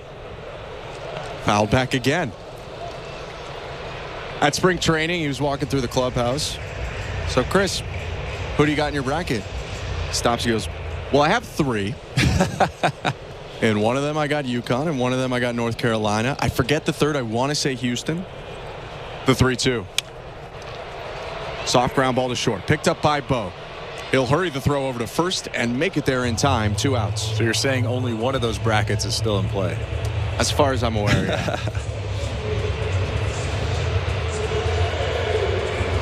Bassett asks for a new baseball, tosses one to the side, licks his fingers, and wipes them on his pants before getting the new ball in his bright red glove. Looking for his first 1-2-3 inning, or I guess true 1-2-3. He faced the minimum in the second, but McCormick led off with the single, and then he got a double play. His pitch to Jose Altuve, inside, ball 1. He's looking this time to actually retire all 3 in order for the first time today.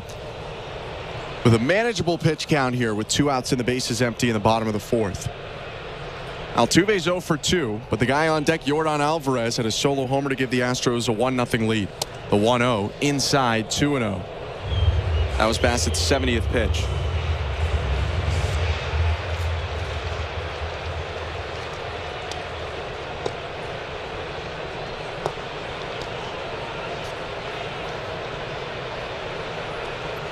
Here's number 71. High, 3-0. And this is where you have to be careful, because Jose Altuve, as we talked about earlier, he's an ambusher, and he probably has the green light here. So if you just throw in a fastball, he's definitely going to swing at it. 3-1 breaking ball, low ball 4.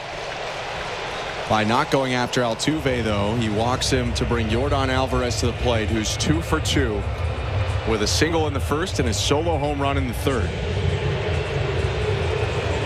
Alvarez with that home run, moved to 7 for 17 against Chris Bassitt career, and his 5th home run off Bassitt in his major league career.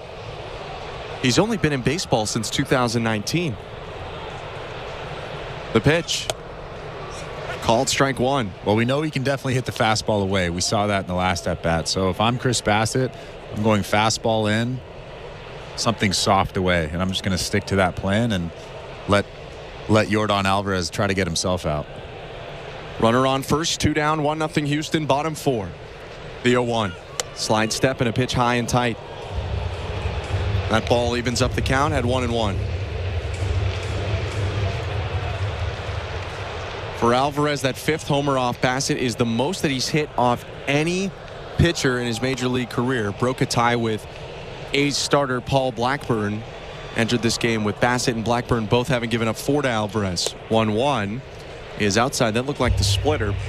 2 balls and 1 strike. Yeah, you can see that Chris Bassitt is clearly a hard in, soft away during this at-bat.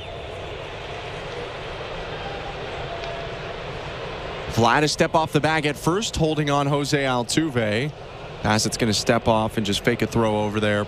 Use his first disengagement of the plate appearance.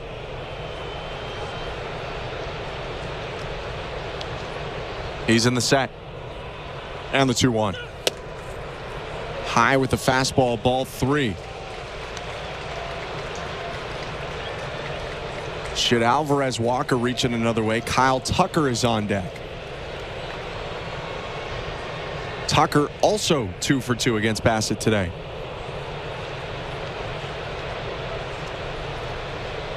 Bassitt steps off and fakes the throw again. So now with 2 disengagements, another one without picking off Altuve would be a balk. So this might give Altuve a green light to take a big lead and possibly take off. 3-1 pitch. Called strike 2. Altuve stays put. It's a full count. Now he'll get the head start anyway with a full count and 2 outs. 1-0 Houston, bottom 4. Bassitt trying to keep it at that 1-run game. Vladdy's going to play behind the runner Altuve at first now to cover more ground. The 3-2. Smoked foul. And they'll do it again. That was a wake-up call for first base coach Dave Clark, and that ball landed just a couple feet wide to the right field line. Yeah, it's every time Yordan Alvarez swings that bat, you kind of just hold your breath. He didn't miss that curveball right down the middle. About 5 feet foul down that right field line. It's probably 3-4 feet of dirt, and it landed just kind of on the lip of the grass on the wrong side of the line. So Alvarez back in. Knees bent slightly, bouncing the bat off his left shoulder. The 3-2. Hit to left field and foul again. And by just a few more feet than the last ball he hit, another foul ball. Alvarez has teased doubles down both lines.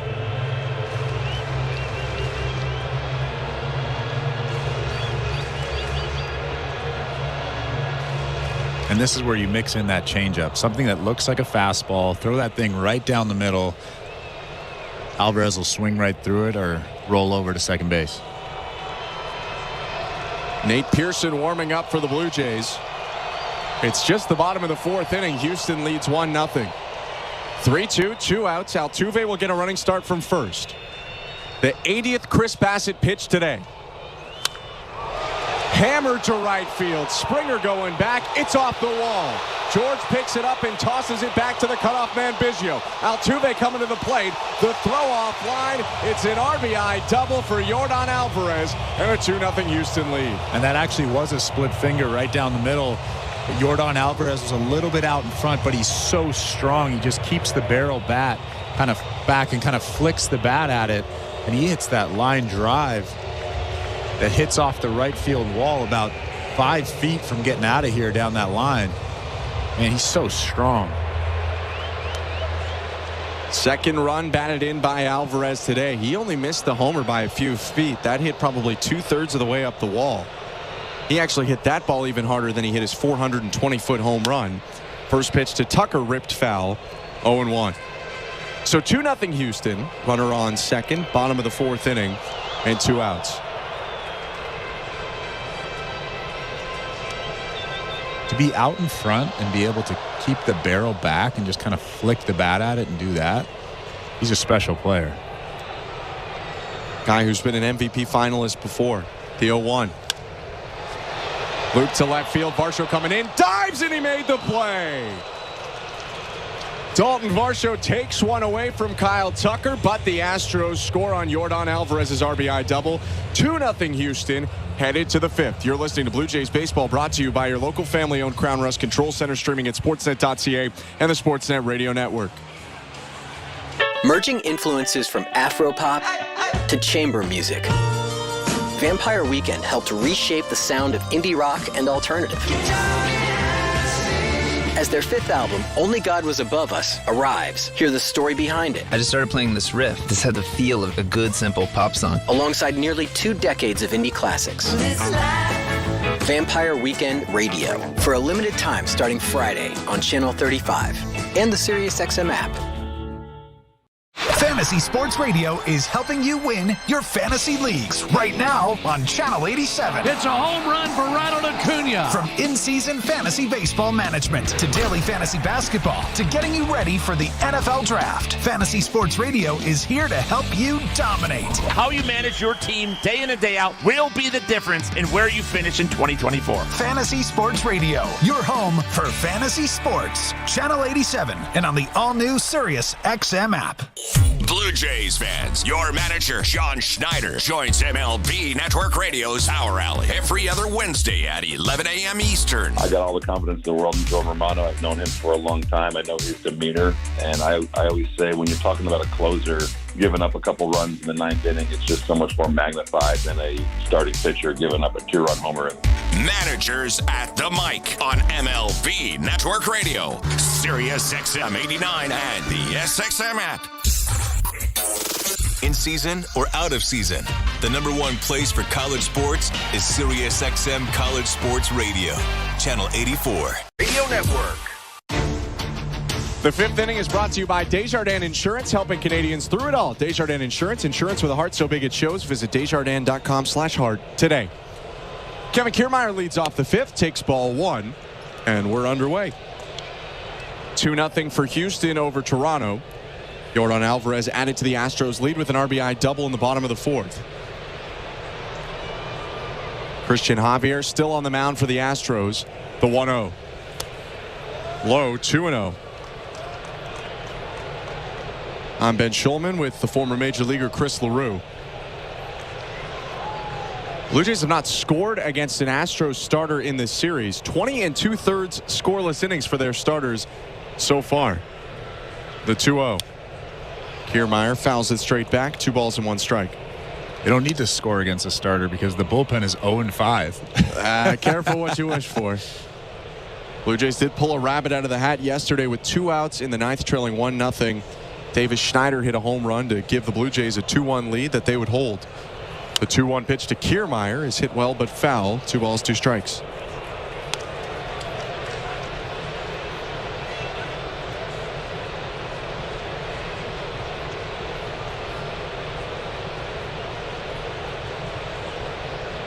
Javier looking in. Diaz, the catcher, sets up inside. The 2-2.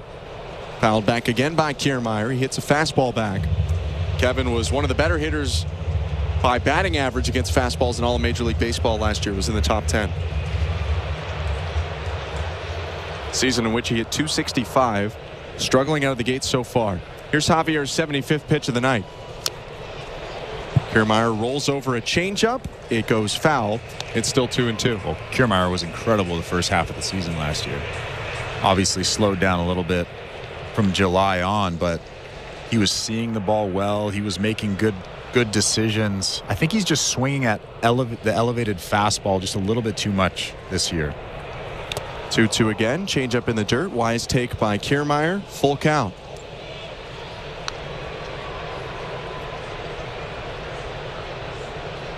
Isaiah Kiner-Falefa will bat after Kiermaier. Kevin Biggio due up this inning as well.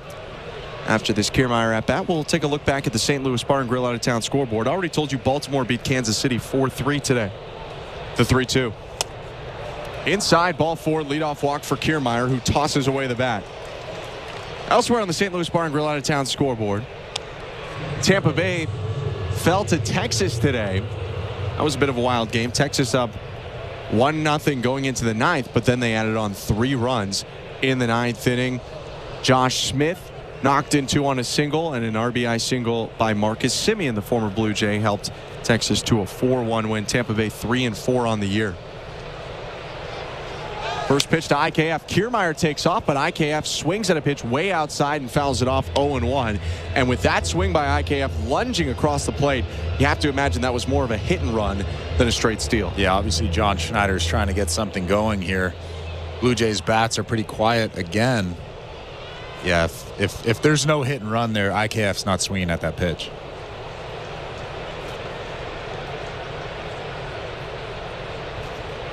The 0-1. High with the fastball. 1 ball, 1 strike. Javier went with the slide step there to try and counter the speed of Kiermaier on the bases.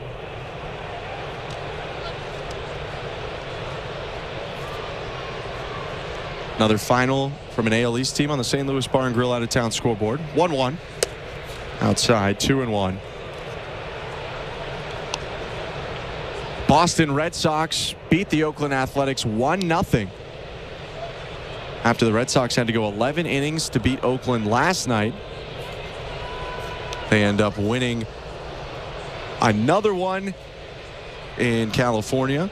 The 2-1. IKF pops it up right side foul territory. Diaz near the dugout. We'll watch it bounce off the top of the first base dugout into the seats. 2-2.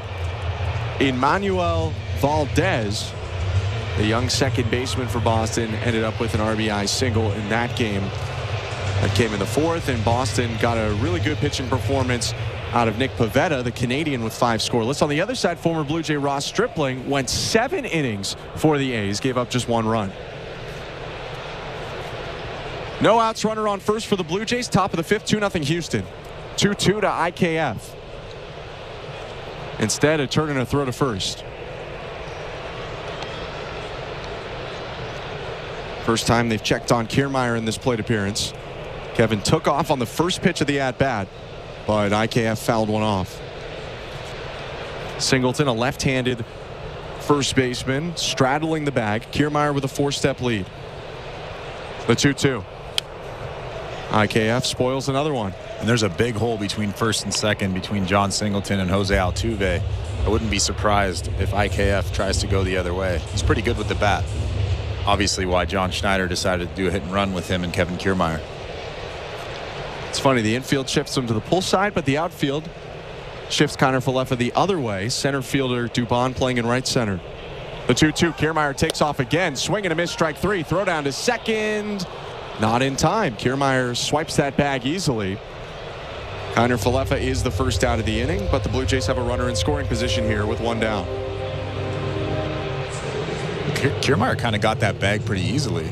He did. I'm surprised he doesn't try to steal more often. I know you have to get on base to steal, obviously, but he looked good there. Got a good jump. Looked athletic. Swiped that bag with ease. Here's Cavan Biggio. Here's the first pitch to him.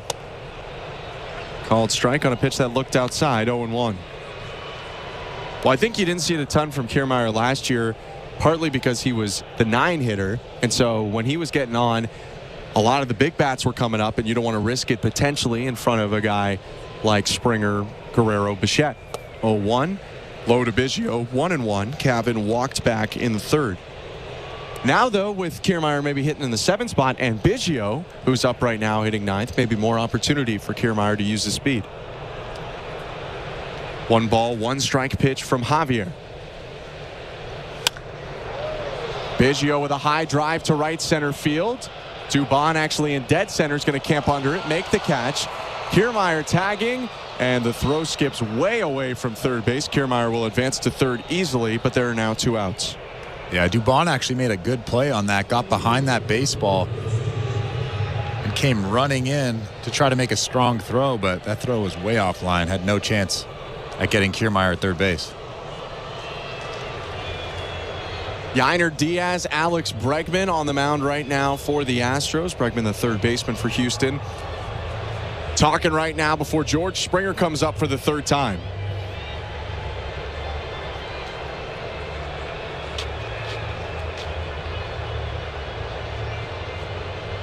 Javier's up to 86 pitches on the day. You wonder how much further they'll push him in this game. It's early in the season still, and they do have the right-hander Seth Martinez warming up. I would imagine that this is his last inning. 90 pitches, 92, 93, somewhere around there is where I would want to push him to. You mentioned, though, off the top, I think it was, Astros are 1-5. All 5 pitcher losses have gone against relievers, not starters. Javier pitched a scoreless 6 innings against the Yankees in that series to open the season, and Houston lost the game. Runner on third, 2 outs. The pitch to George Springer, inside ball 1. Springer did a lot of things in his 7 years with the Astros. Hit 174 homers. Also tied the single game hits record for the Astros in 2018. The 1-0. High ball 2. He had 6 hits in a game versus Oakland to tie the great Joe Morgan for the most hits in an Astros uniform in one game. He knows plenty about those Crawford boxes in left field. 3:15 down the line. The 2-0 to Springer. Down and away, 3-0. They haven't really given him much to hit so far. Those have been not close, but big misses from Javier. No, I wonder what that meeting was about. That extended meeting with Alex Bregman. Like they don't like the matchup, maybe? You got Guerrero on deck, though, and Bichette in the hole. 2 outs, runner on third, top of the 5th. 2-0 Houston. Javier's 90th pitch. Outside, ball 4. Christian Javier's 5th walk of the day. Although the Blue Jays only have 1 hit, they've taken 5 free passes and have runners on the corners with 2 outs for Vladimir Guerrero Jr., who walked back in the 3rd and grounded out in the 1st. That was an odd AB. It seemed like Javier didn't want anything to do with Springer, but with Vlad on deck, it just seems odd to kind of be an odd trade. Yeah.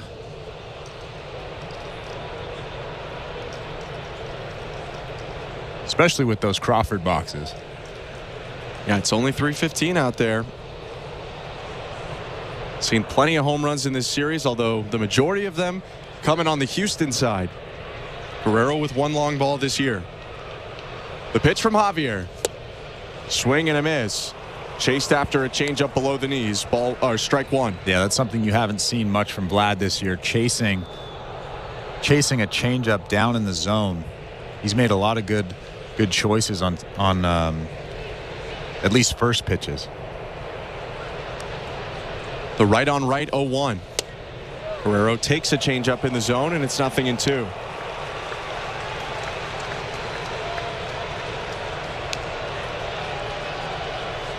Javier searching for his 3rd strikeout of the day, trying to get through 5 scoreless. It's 2-0 Houston. Springer on first, Kiermaier on third, and 2 outs. The 0-2 pitch. Bounced. It skips off the chest of the catcher Diaz. Springer will go up to second, but the runner at third, Kiermaier, has to hold. So at least that eliminates 1 potential force on the field, and now maybe gives the Blue Jays an opportunity to tie this game with a single. Yeah, Vlad just needs to shorten up his swing. He needs to fight with 2 strikes and just kind of dump something into the outfield. Don't try to get too big here. So 2nd and 3rd after the wild pitch. 2 outs, 2-0 Astros, top of the 5th. Javier's pitch. Guerrero spoils it, and he'll get another opportunity. Well, Vlad obviously did not have the year that a lot expected out of him last year. One thing he did really well in 2023 was hit with 2 outs and runners in scoring position. Batted .349 in those situations.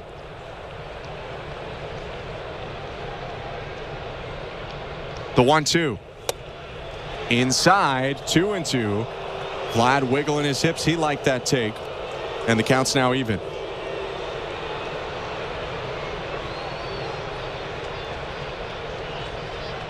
Guerrero extends his left arm out, circles the bat around to above his right shoulder. Slightly open in his stance. And the 2-2. Breaking ball fouled back. That was a hanging slider there, but Guerrero just fouls it back into the seats. Yeah, Vlad wants that pitch back. That was a hanging slider, middle, and he just missed that, fouled it back, and kind of went for a run around home plate.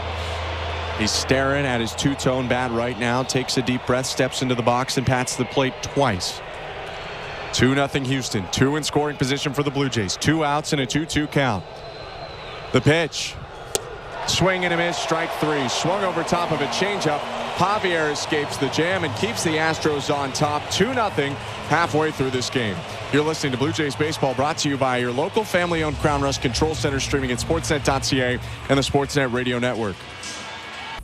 The NASCAR Cup Series is on SiriusXM. We're back on the track Sunday, 2 p.m. Eastern. It's the Cookout 400 from Martinsville Speedway. Checker fly, baby. Yeah. On SiriusXM NASCAR Radio Channel 90 in the car and on the all-new SiriusXM app. Get closer to everything that moves you wherever you are with the SiriusXM app. Let's make some smoke and drink some beer. Yes. The NASCAR Cup Series is on SiriusXM. Let's go, baby. We're back on the track Sunday, 2 p.m. Eastern. It's the Cookout 400 from Martinsville Speedway. Checker fly, baby. Yeah. On SiriusXM NASCAR Radio Channel 90 in the car and on the all-new SiriusXM app. Get closer to everything that moves you wherever you are with the SiriusXM app. Let's make some smoke and drink some beer. Yes. Hey, baseball fans, NBA Radio is your home for the best 24/7 hoops talk. LeBron, 3 for the tie. It's good! Hear nonstop talk from our experts every day and the best games every night as we get you ready for the playoffs and the quest to raise the Larry O'Brien Trophy. After 47 years, the Denver Nuggets are finally NBA champions. Don't miss a moment on SiriusXM NBA Radio, Channel 86, in the car and on the brand new SiriusXM app. Tune to SiriusXM NFL Radio Channel 88 all year long to hear expert opinions and analysis from former players, coaches, and executives. Welcome back to Crown Rust Protection Blue Jays Baseball. Chris Bassett on for a 5th inning of work. 2-0 for Houston. 4-5-6 up in the Astro lineup. Bregman, Diaz, Singleton. The right pitch to Bregman. Right on the outside edge for strike 1. Bassett missed his spot there by about a foot, but it was still a strike. He's into the wind. Steps to his left, kicks the knee, delivers. Bounces a breaking ball. Backhanded pick by Kirk. 1 ball, 1 strike. Blue Jays had 2nd and 3rd in the 5th inning, but could not score with 2 outs. Likely the day done for Christian Javier, who's around 100 pitches. Here's Bassett's 85th of the day. Fastball for strike 2. The Blue Jays have Nate Pearson warming up in the bullpen. This is the 2nd and final game of Yenesis Cabrera's suspension. Everyone else should be available for the Blue Jays if needed. The 1-2. Down and away, 2 balls, 2 strikes.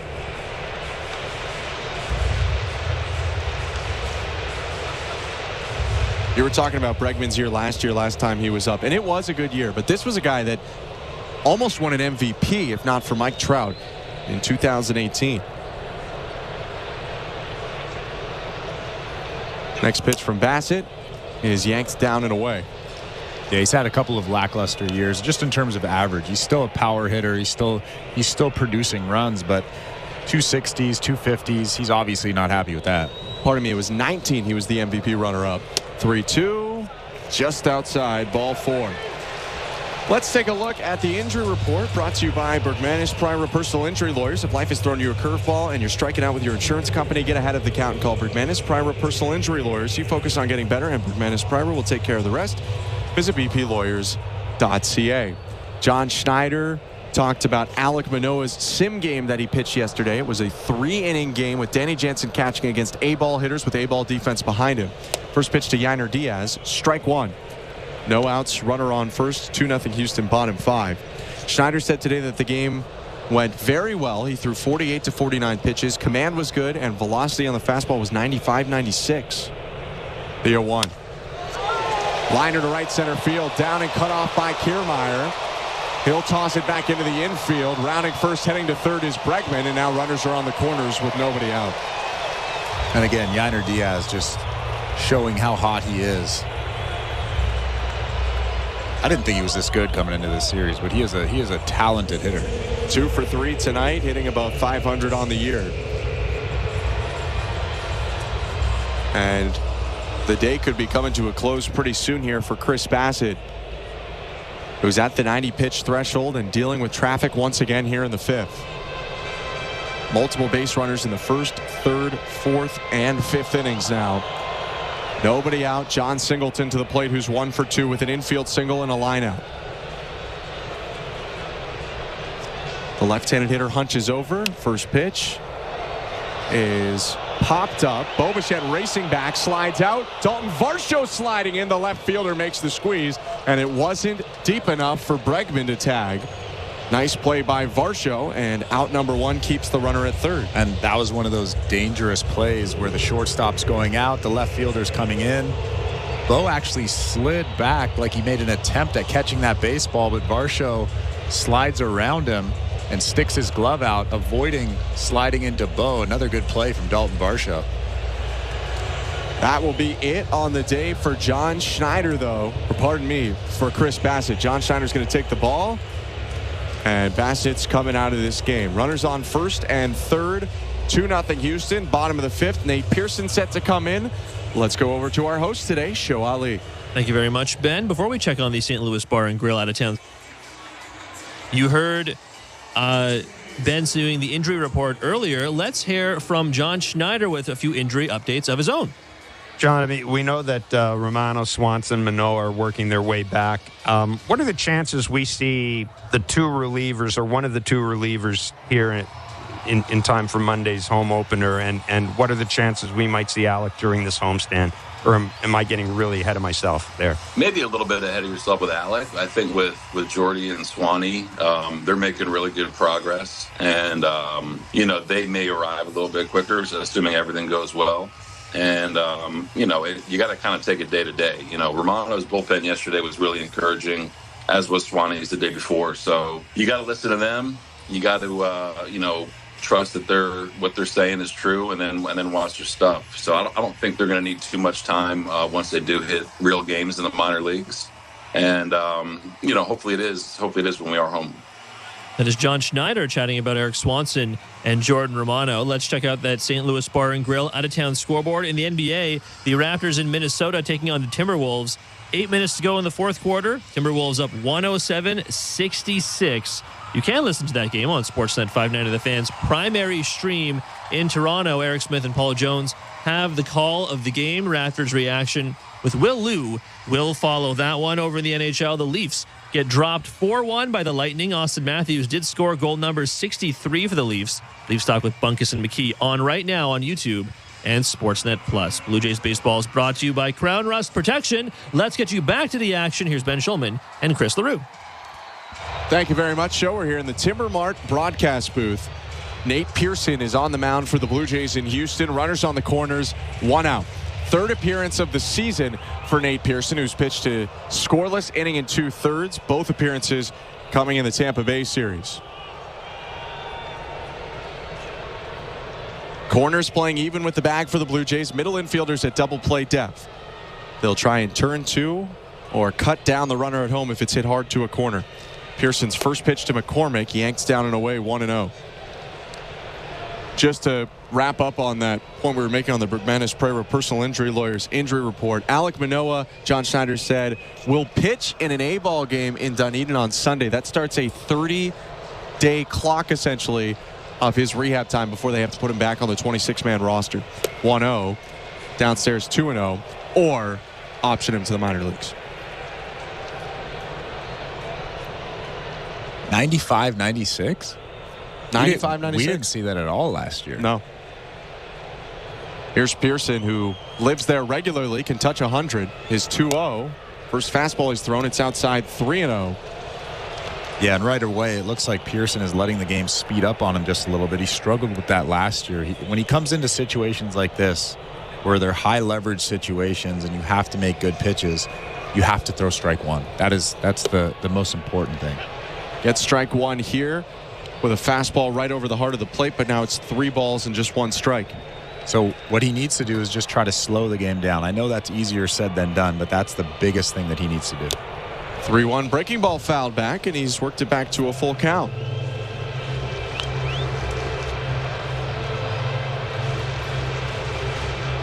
Yeah, and what's classified as high leverage situations last year, batters hit 276 against Nate Pearson, and what is classified as low leverage, which factors in time of the game, score, runners on base, they hit just 200. Medium leverage was somewhere in the middle. 3-2 pitch.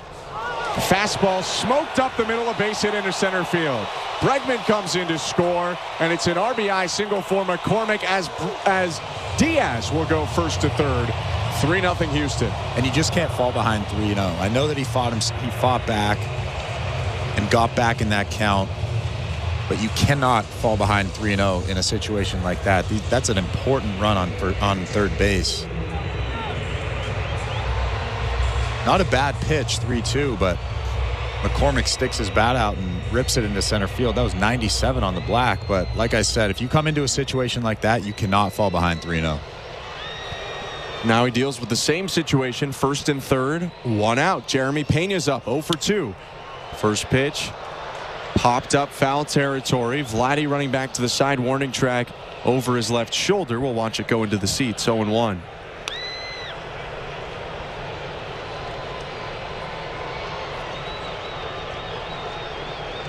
So it's 3-0 Houston. That third run is going to end up on the line of Chris Bassett. Perhaps one more. He's responsible for Yainer Diaz, the base runner on third. The 0-1. Line shot to left field. That's down for a base hit. Diaz is going to score. McCormick will stop at second. It's 4-0, and both inherited runs Nate Pearson allows to score on Chris Bassett's line. That was just a spinning slider out over the middle that Jeremy Pena had no problem with. And the reason that was a spinning slider is because Nate Pearson tried to be too quick to the plate, and his arm was slow getting up. And when that happens, you can't get extended on the slider, and it ends up just being a cement mixer spinner. And Jeremy Pena had no problem with it, hitting that line drive into left field. 2 runs in the inning for the Astros, who have scored all 4 of their runs in the third, fourth, and fifth. 1 out in the bottom of the fifth. Pearson will try to regroup here with runners on first and second, and 1 out. 4-0 Houston. Mauricio Dubon is up. A strikeout and a ground out today. First pitch is bounced. Good block by Kirk. 97 spiked in the dirt. And he got in the way of it with the backhand side of his glove. Yeah, Nate Pearson needs to realize that his stuff plays. He needs to be confident enough to throw that pitch, especially early in counts, over the plate. That's all he needs to concentrate on, getting ahead. 0-1. 1-0 is hit well to center field. Kiermaier coming in, makes the catch, and we'll send it back into the infield. Now 2 outs. So the 2 runs coming in have finished up the day for Chris Bassett. 4 1/3, 9 hits, 4 earned runs, 3 walks, 3 strikeouts.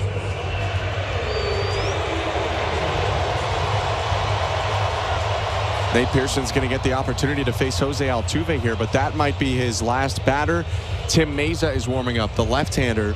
And on deck is Yordan Alvarez with Kyle Tucker in the hole. Both of those guys bat from the left side. Blue Jays have a day off tomorrow, so they can use a lot of the bullpen if they'd like to just try and keep this as close as possible. Pearson's pitch to Altuve. Breaking ball bounced down the third base line, picked up in foul territory by IKF. 0-1. And that was a good pitch there. First pitch, just trying to get me over slider down the middle, and Jose Altuve almost swung and missed at it, just barely made contact. But that was a good pitch from Nate Pearson. Altuve going back to the plate. Both of the runners returning to their spots as well. Chas McCormick to second and Jeremy Pena to first. The 0-1. Breaking ball misses low. 1 ball and 1 strike.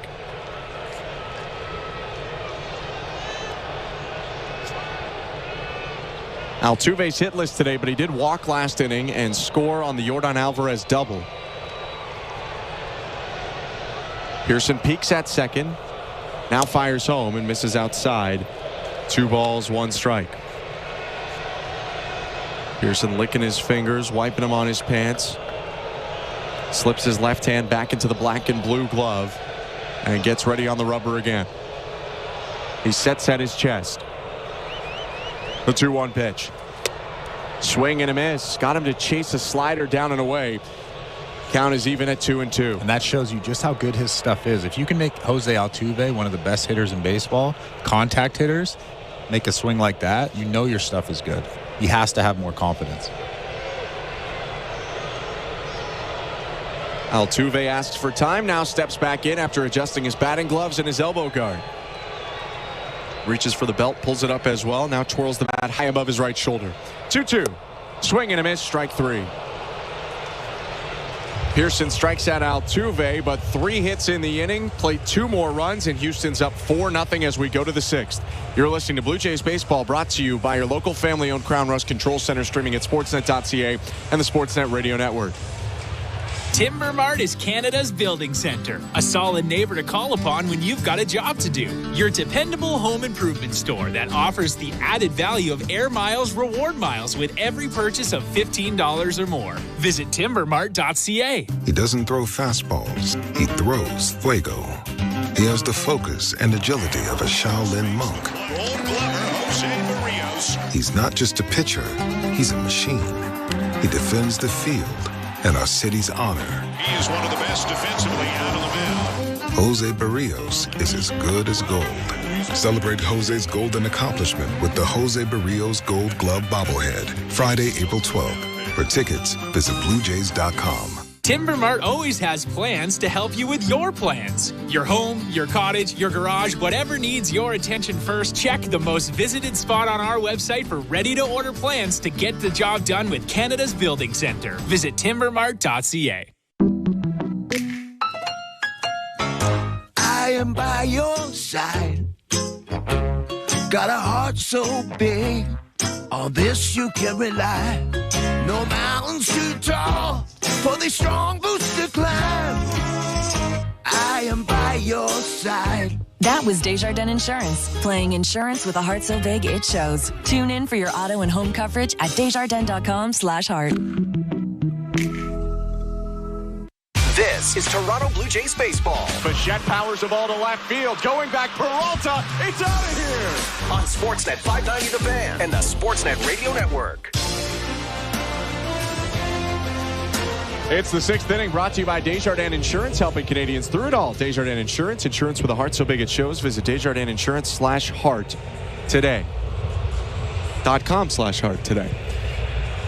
Top of the 6th, 4-0 for Houston over Toronto after 2 runs by the Astros in the bottom of the 5th. 3-4-5 for the Blue Jays this inning. Bichette, Turner, Varsho. New pitcher into the game. The right-hander Seth Martinez takes over for Houston. Here's his pitch. Side armor delivers it inside. 1-0. Really funky delivery for Martinez. That leads with his four-seamer, but will throw a sinker and a sweeper as well. 1-0. Broken bat roller to short. Picked up by Pena. He'll throw out his fellow shortstop Bichette. And Bozo for 3 to start today. Here's Justin Turner. And if anybody's going to get this offense going, it's got to be Justin Turner. He's been the hottest hitter in this lineup over the last 3 or 4 days. You just have to have better at-bats. I think that's the biggest thing for this team right now. You have to go up there with an approach, and you have to have better at-bats. And Justin Turner has had great at-bats.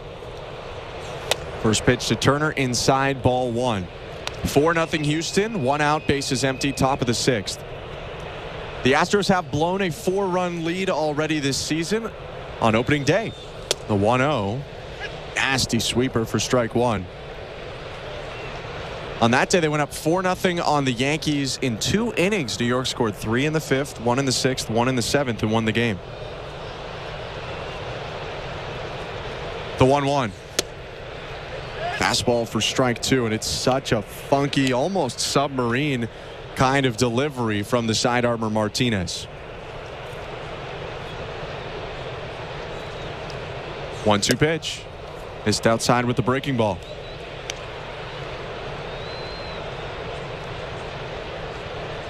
Martinez pitched 35 times for the Astros last year, a 5.23 ERA.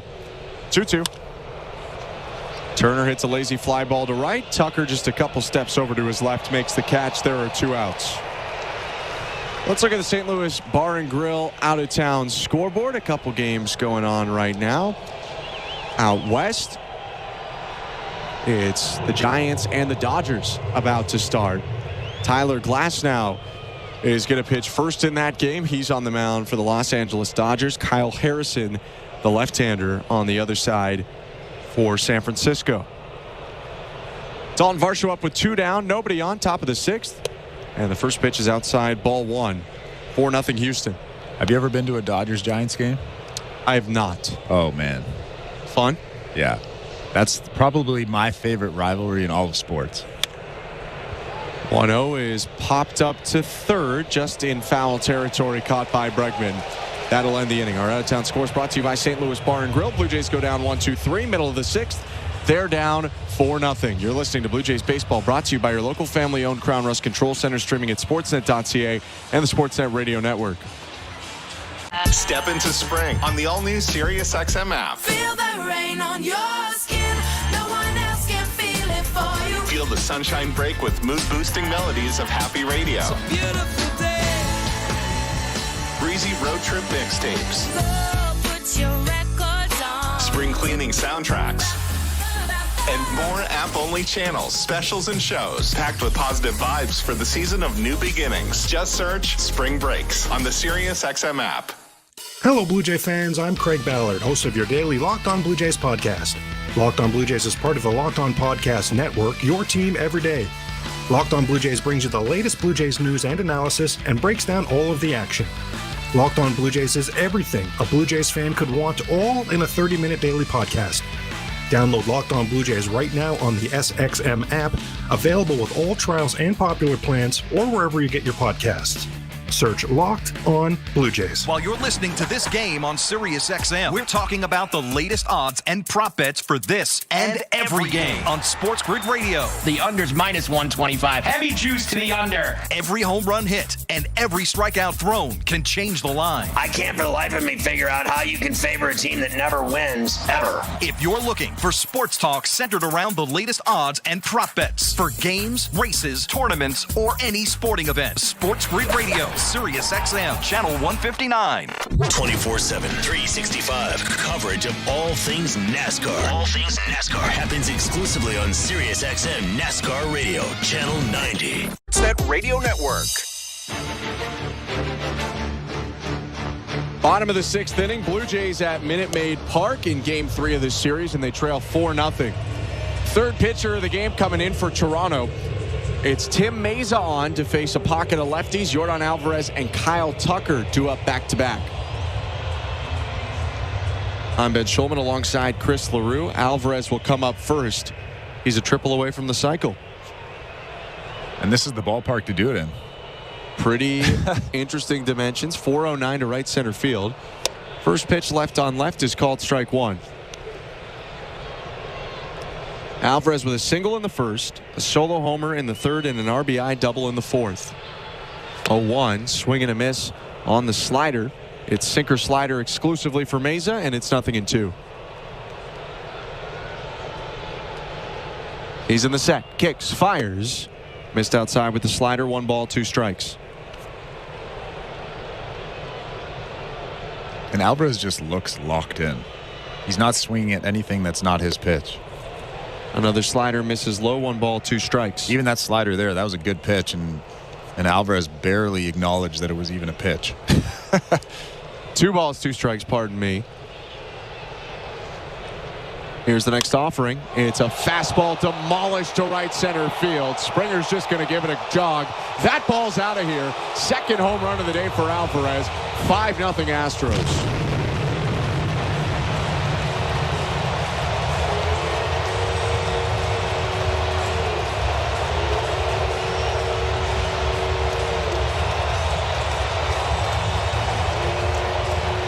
A 444-foot blast. NASA might be studying that one down the road. That was a huge home run by Yordan Alvarez. And like I said, he is locked in. He's only swinging at pitches that he can drive And that fastball right there was no different. That was a 93-mile-an-hour fastball middle. It was down, but it was in Alvarez's wheelhouse, and he absolutely crushes it to center field. First pitch to Kyle Tucker's strike one. Nobody out, nobody on. 5-0 Houston, bottom of the 6th.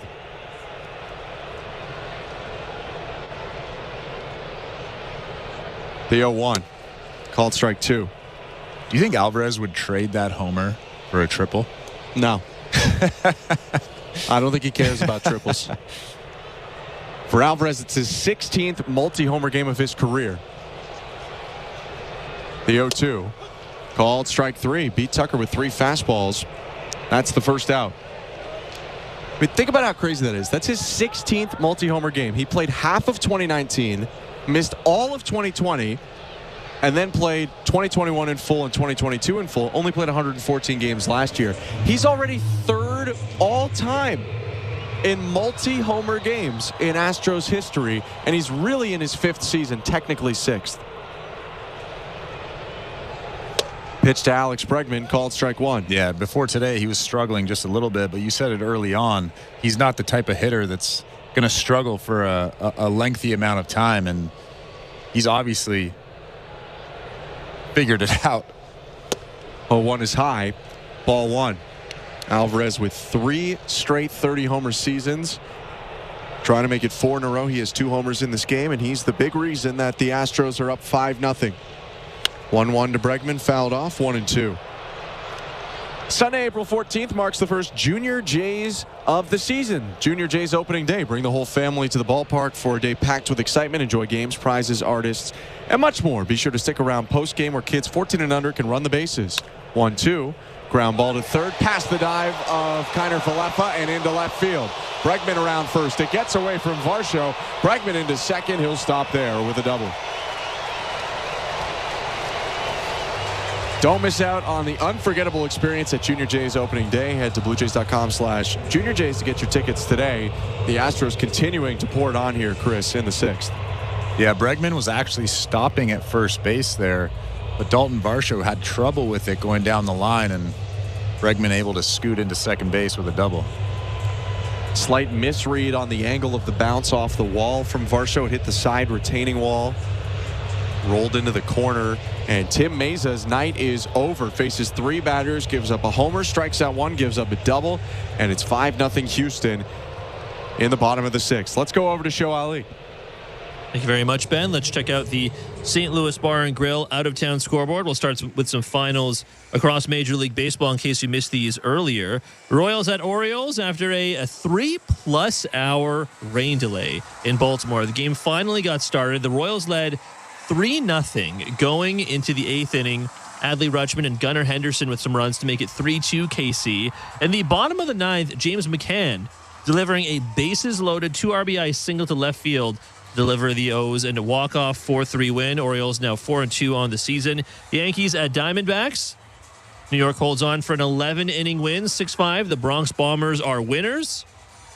Aaron Judge went yard for New York, his first of the season. Alex Verdugo also homering in extras, his first as a Yankee. Red Sox at A's. Boston with a 1-0 win over Oakland. And Emmanuel Valdez RBI sac fly, the only run of the game.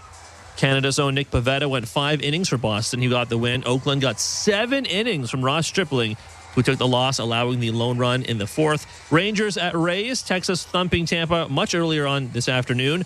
4-1, the final score in favor of the defending champs. Nathan Eovaldi striking out 8 batters in 7 shutout innings. Corey Seager delivering a solo home run in the win for Texas. And in the NBA, this is a wild result. The Hawks beat the Pistons 121-113.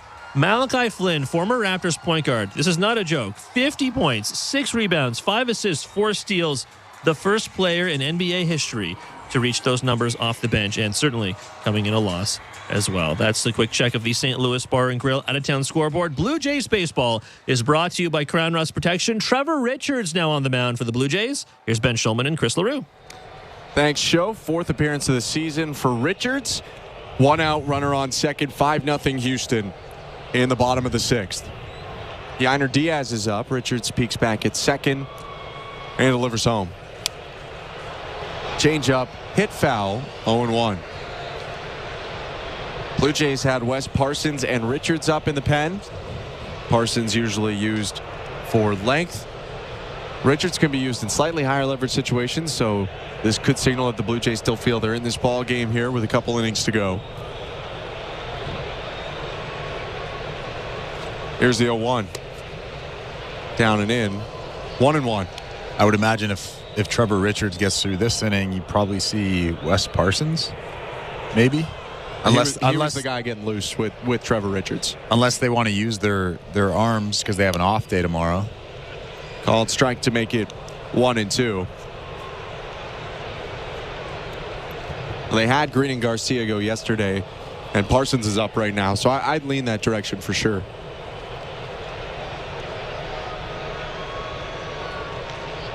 Ready's 1-2 pitch. Hit high and deep to left, hooking foul into the seats. Still 1-2. Astros have both Rafael Montero and Brandon Bielak, two right-handers loosening up for them. Bielak's more of the long man. Montero slightly higher leverage, so maybe if they add on here, they go to Bielak. If they don't, maybe they go to Montero, but just speculating. 1-2 pitch. Inside 2-2.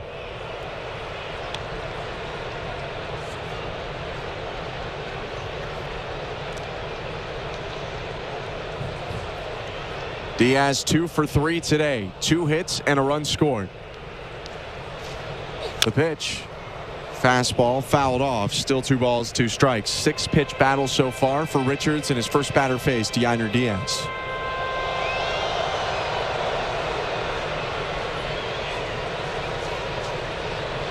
Richards yet to allow a run of his own this season. Right-hander looks back at second, delivers home. And it's a soft roller to short. Runner leaves from second. Bichette will just throw over to first for the safe out. So an advance there from Bregman, 90 feet, but there are now 2 down on the Diaz ground out. Nice changeup from Trevor Richards, getting a very tough Yainer Diaz to ground out.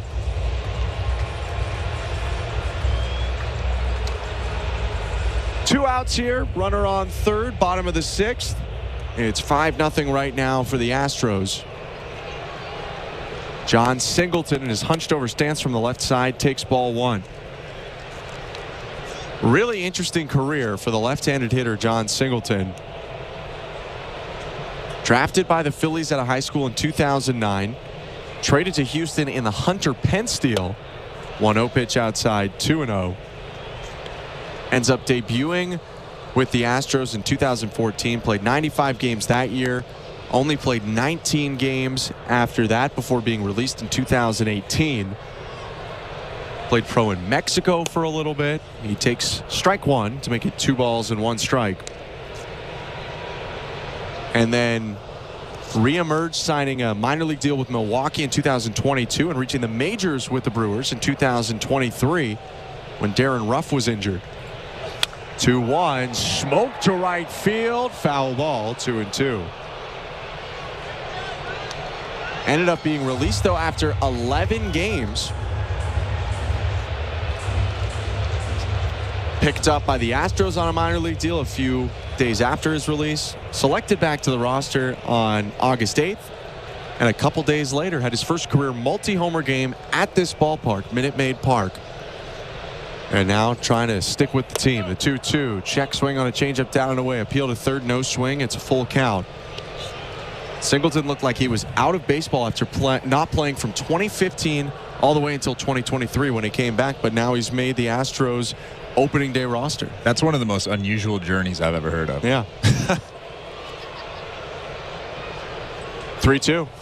Swing and a miss, strike 3. Richards gets him to chase at a change and ends the inning.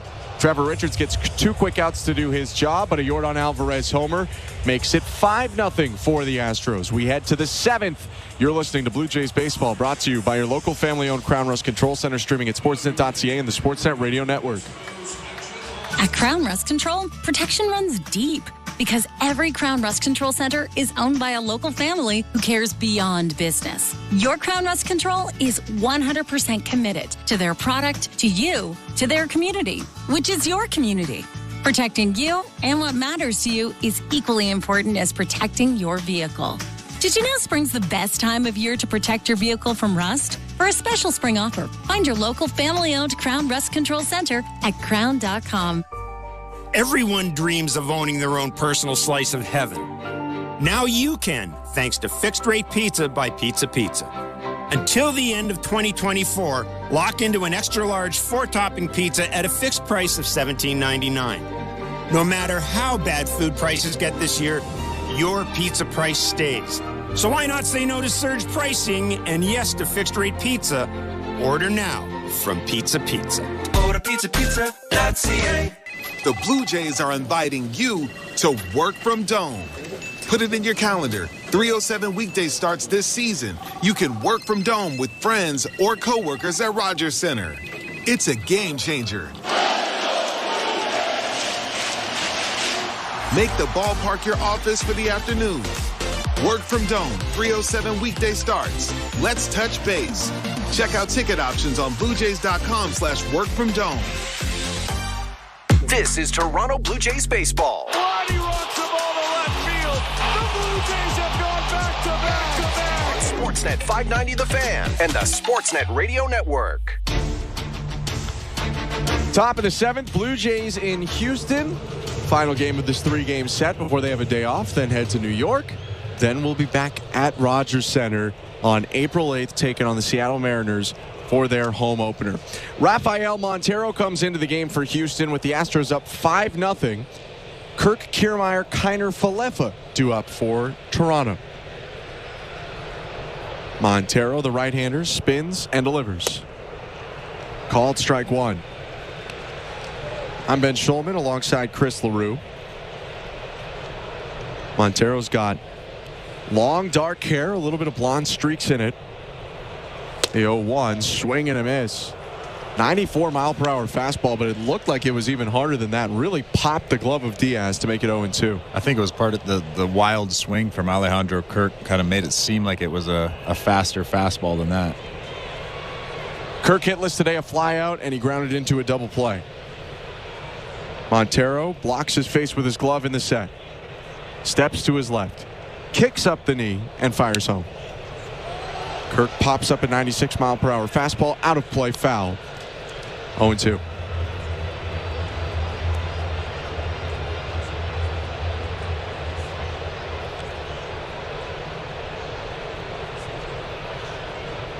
Blue Jays with only 1 hit in this game. The next pitch, check swing, tapper, foul.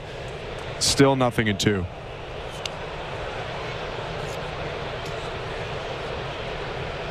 Montero uses his 4-seamer, change, sinker, and slider. Is more sinker slider to righties, more 4-seamer change to lefties. From the first base side of the rubber, he fires home. Swing and a miss, strike 3. 96 on the outside edge. Kirk can't catch up to it. There's 1 down. And this is one of the best bullpens in baseball. They're 0-5 collectively so far this season as a bullpen, but I mean, clearly this is not a bullpen that should be 0-5. They're one of the best in baseball. Here's Kevin Kiermaier with 1 out, nobody on. Top of the 7th, 5-0 Stros. The pitch. High ball 1. Montero a pickup for the Astros pen in 2021 from Seattle. The 1-0. Kiermaier with a line shot to third, speared by Bregman, who was playing in on the infield, grass to protect against the bunt. That's a heck of a play from Alex Bregman. There are 2 down. Yeah, that's bad luck for Kevin Kiermaier. Obviously struggling early on this season. He puts a good swing on that changeup from Montero, and Alex Bregman is just standing right there. Caught it about at his face. Isaiah Kiner Falefa takes ball 1 with 2 outs. On the St. Louis Bar and Grill out-of-town scoreboard, 2 games in action right now. For the 3rd straight day, the Cubs beating up on the Rockies. 8-3 they lead in the top of the 8th, although the Rockies threaten. 1-0 to IKF. Inside ball 2. Cincinnati ahead right now on Philadelphia 4-1. That game in the top of the 9th inning. Phillies 1 run coming on a Kyle Schwarber homer. 2-0 pitch. Kiner Falefa takes high, and it's 3 balls and no strikes. Did you happen to see the Marlins attendance? No. 8,500. You say what you want about the Marlins. I'm not going to say anything. Marlins are 0-7 to start the year. 3-0 pitch to IKF. Called strike 3-1. That actually seems like a lot for a team that's 0-7. I'm not going to respond. You have your own personal experiences with the Marlins. 3-1. Called inside, ball 4. A walk for IKF.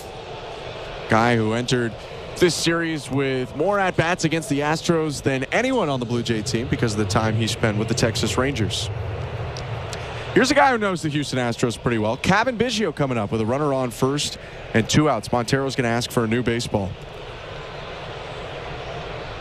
Of course, it's well known. Kevin's father, Craig, a Hall of Famer, and the all-time leader in games played as an Astro with 2,850. The pitch. Called strike 1.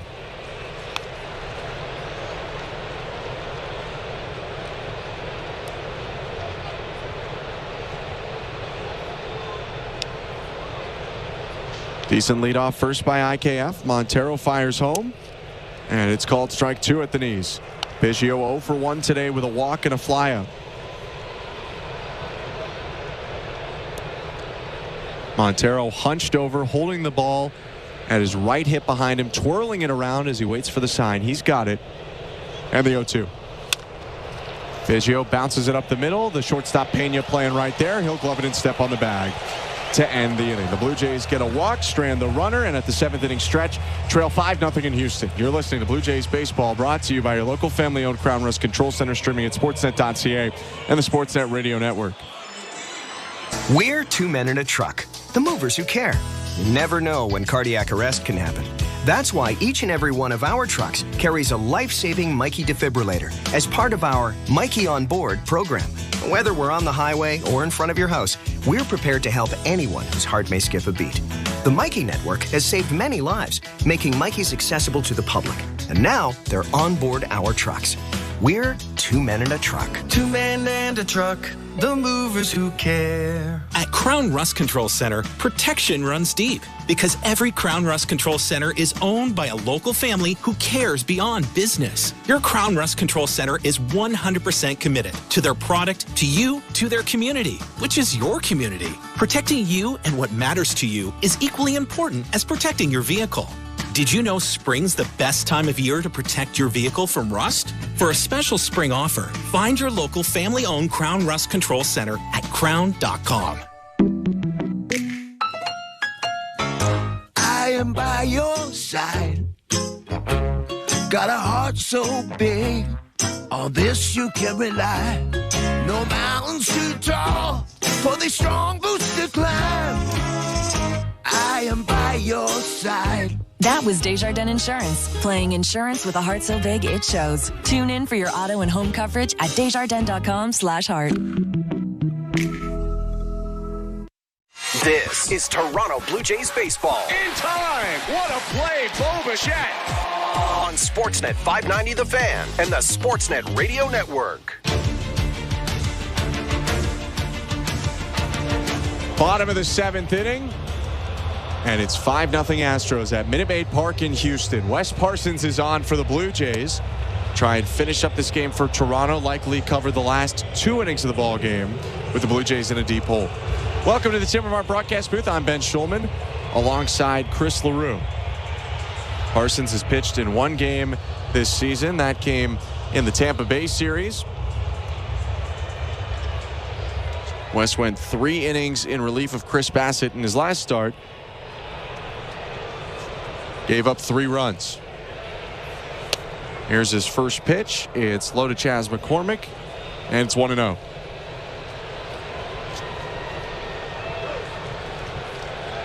Astros out hitting the Blue Jays 13-1 today.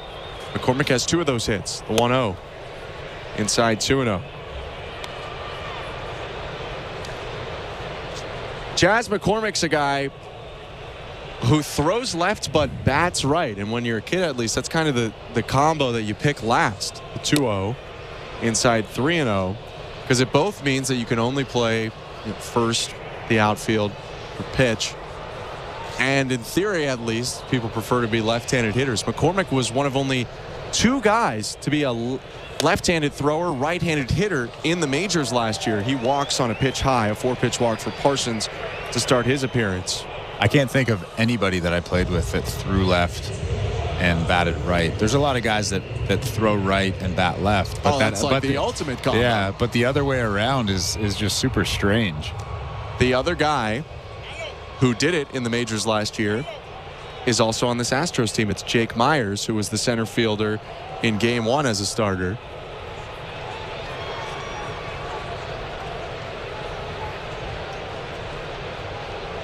I mean, it doesn't make you any worse of a player, but it's just not the favorable combination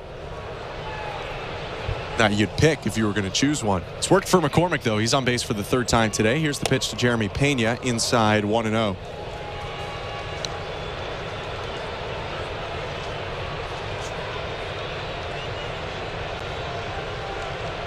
Big lead for McCormick, being held on by Vlad Guerrero Jr. And Parsons' 1-0 pitch is smoked to left field, going way back. That ball is gone. Second homer of the series for Jeremy Pena. 7-0 Astros in the 7th. I mean, Wes Parsons fell behind Jeremy Pena, and he came back with a slider right over the middle of the plate. And Jeremy Pena, we talked about him yesterday. He's a great player. He does not miss that ball.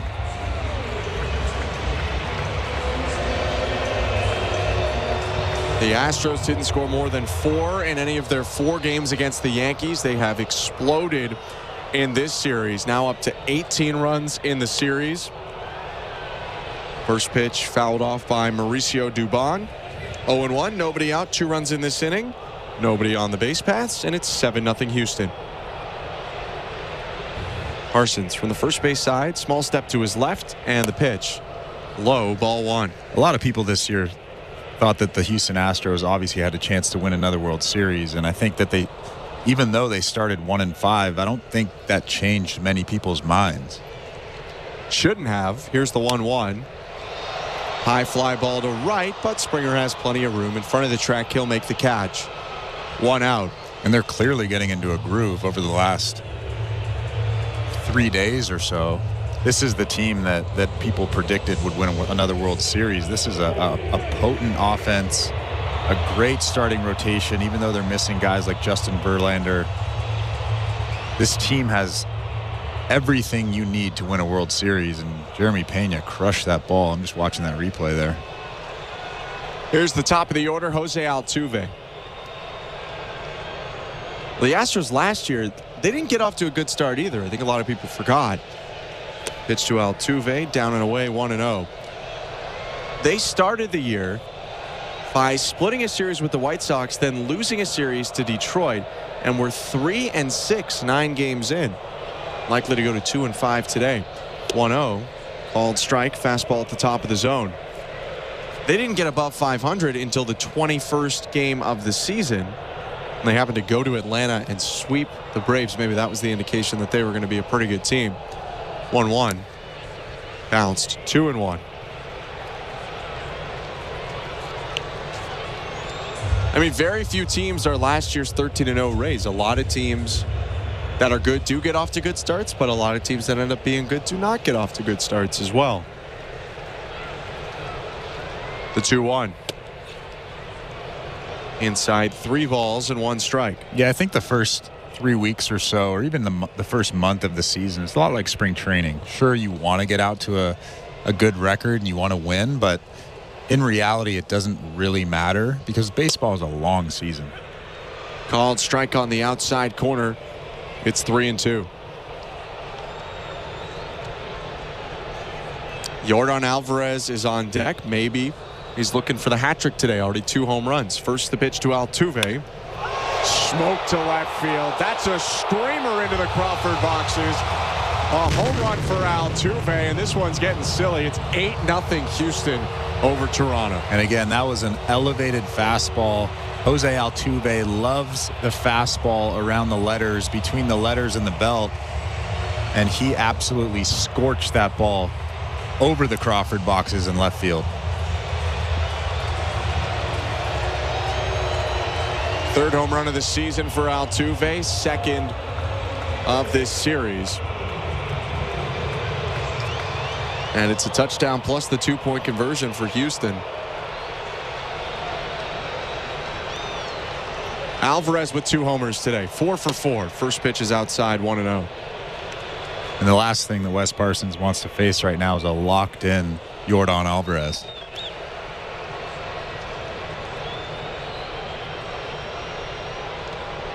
Three extra base hits today. Still a triple away from the cycle. He has 4 triples career. 1-0's a breaking ball way high and outside. 2-0.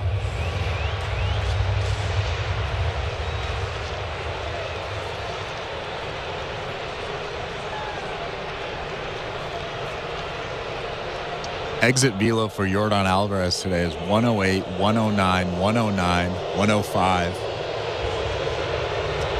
And they're booing Pete Walker's mound visit. Give the guy a break. Look what he's going up against. Well, they want to see Yordan Alvarez hit a 2-0 pitch somewhere. That's what they want to see. Yordan Alvarez has 2 3-homer games in his career. One came in his rookie season in 2019. He hit 3 homers and drove in 7 in Baltimore in a 23-2 Houston win, by the way.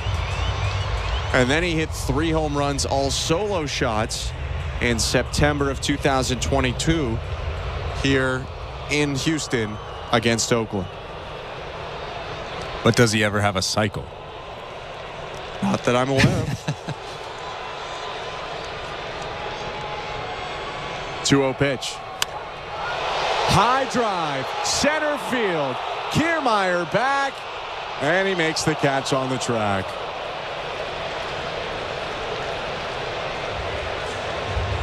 And you could see Alvarez kind of mouthing something to Vlad over at first base. He knows he just missed that. That was a changeup from Wes Parsons. Good thing it wasn't a fastball because he just got that off the end of the bat. About 5 feet from the center field wall. Looked like he thought he had it coming out of the box. But Alvarez finally retired. Here's Kyle Tucker, 2 for 4. Parsons' 19th pitch of the inning is smoked to right. Springer going back, turns, makes the catch, and ends the inning. 2 home runs, drive in 3 more for the Astros. 8-0. They lead over the Blue Jays. We'll go to the 8th. You're listening to Blue Jays Baseball, brought to you by your local family-owned Crown Rust Control Center, streaming at sportsnet.ca and the Sportsnet Radio Network.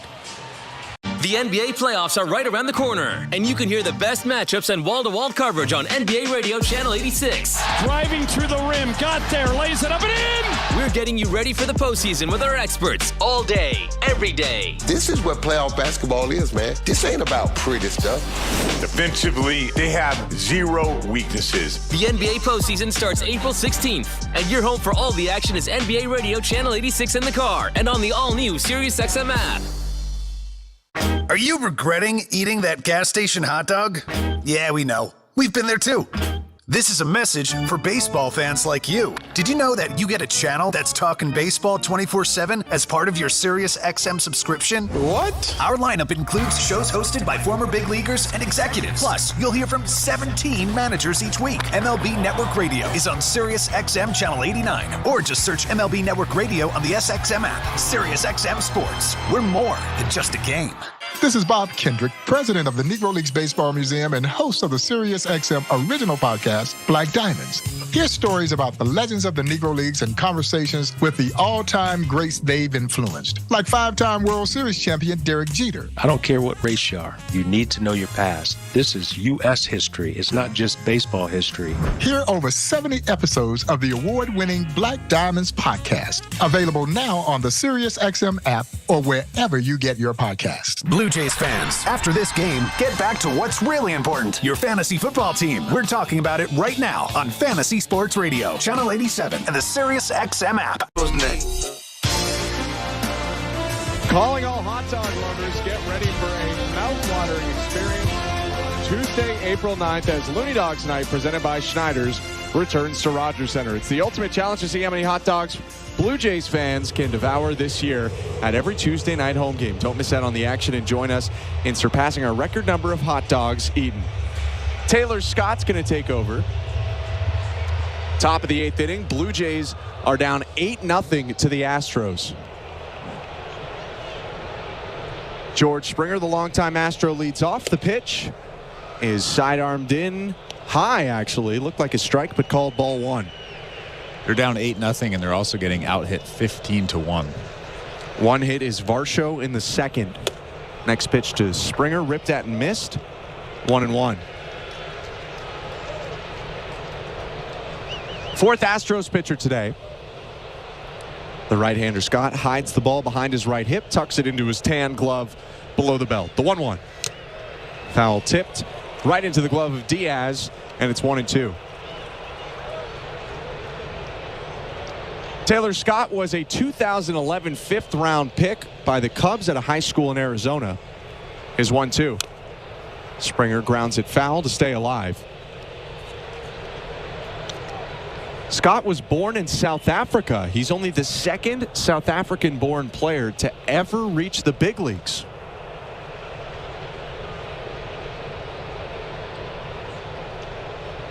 One-two. Swing and a miss. Strike three. Nasty slider for the first out. And the one thing that this Astros bullpen has is they have the hard throwers, the Josh Haders, the Presleys, but they also have the funky throwers, the Seth Martinez, Taylor Scott. To be successful, you need kind of a mixture of the two. You don't just need flamethrowers. You need these funky guys like Seth Martinez and Taylor Scott. His first pitch to Vladdy, called strike one. Guerrero 0 for 2 today with a walk. Defensive changes for the Astros. Gray Kessinger has come in at third. Mauricio Dubon has moved from center to left. Vladdy rips the next pitch to third, and it's caught by Kessinger. 2 outs.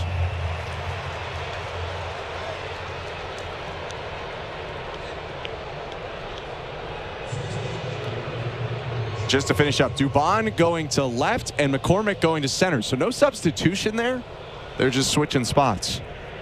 Bo Bichette's up with 2 down, top of the 8th. 8-0 Astros, nobody aboard. The pitch, called strike one.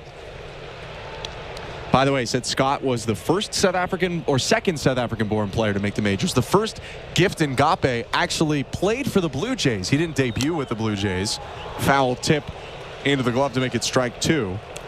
But he debuted in 2017 with Pittsburgh and played a handful of games for Toronto in 2018. I actually played with Gift in Pittsburgh. Not in Pittsburgh, in Indianapolis, but 0-2, check swing by Bichette on a pitch down and away, 1-2. He actually grew up in South Africa, but I think Taylor Scott grew up in Arizona. He moved to Arizona for high school.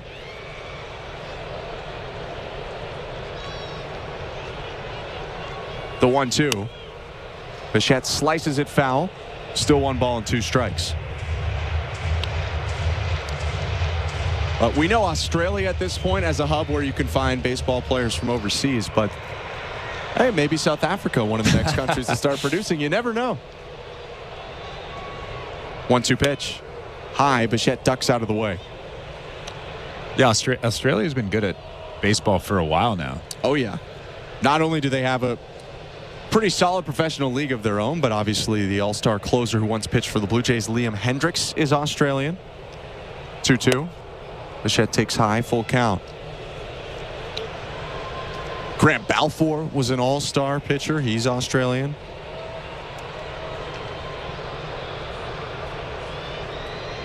But they kind of emerged in the 90s for the most part. 3-2, swing and a miss, strike three. Bichette goes down. A tidy 1-2-3 inning for Taylor Scott sends us to the home half of the 8th. 8-0 for the Astros at Minute Maid Park.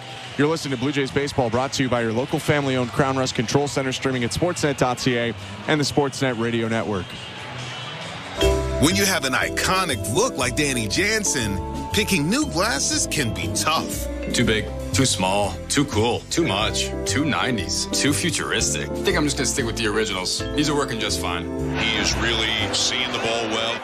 Your friends will do a double take when they see you in your Danny Jansen new blue replica jersey and glasses. And he's got some style. On Monday, April 29th, the first 15,000 fans will receive a Jano bundle. For tickets, visit BlueJays.com. Everyone dreams of owning their own personal slice of heaven. Now you can, thanks to Fixed Rate Pizza by Pizza Pizza. Until the end of 2024, lock into an extra-large 4-topping pizza at a fixed price of $17.99. No matter how bad food prices get this year, your pizza price stays. So why not say no to surge pricing and yes to fixed-rate pizza? Order now from Pizza Pizza. Order pizzapizza.ca. I am by your side. Got a heart so big, on this you can rely. No mountains too tall for the strong boots to climb. I am by your side. That was Desjardins Insurance, playing insurance with a heart so big it shows. Tune in for your auto and home coverage at desjardins.com/heart. This is Toronto Blue Jays baseball. He's at the track, at the wall. He leaps, and he made the catch. On Sportsnet 590 The Fan and the Sportsnet Radio Network. This copyrighted broadcast is presented by authority of Rogers Blue Jays Baseball Partnership and may not be reproduced or retransmitted in any form, and the accounts and descriptions of this game may not be disseminated without the express written consent of Rogers Blue Jays Baseball Partnership or the Sportsnet Radio Network. Greg Kessinger is in for the first time in this series. Took over defensively in the top of the 8th. Bats here to lead off the bottom of the 8th. Took the first pitch low. Here's the second one. It's a called strike.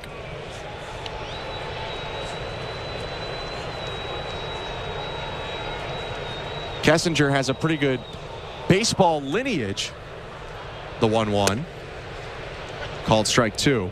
His grandfather, Don, was a great shortstop for the Cubs in the 60s and 70s. Made 6 All-Star games. Gold Glover in 1969 and 1970. Played over 2,000 games. Had over 1,900 hits.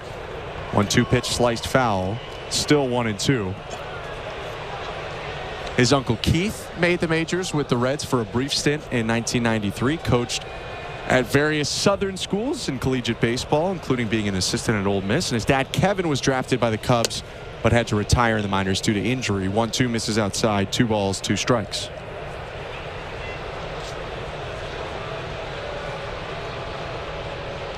Kessinger bats from the right side. Parsons pitch. Popped up, foul territory, first base side. Kirk scrambling over, and the ball drops in between him and Cavan Biggio, who's now over at first. Yeah, that's about how things have been going tonight. That ball should have been caught and kind of just drops in between Biggio and Alejandro Kirk. Wes Parsons just staring at them on the mound.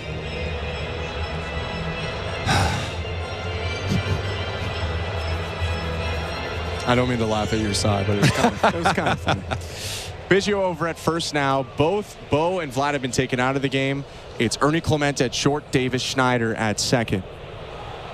2-2 again. Check swing on a pitch. Bounced. He didn't go around. It's 3-2. They'll get Bo and Vlad some rest here. Vlad's played and started defensively in the field in every single game for the Blue Jays so far. 3-2. Foul tipped into the glove. Strike 3. Parsons retires Kessinger for the first out.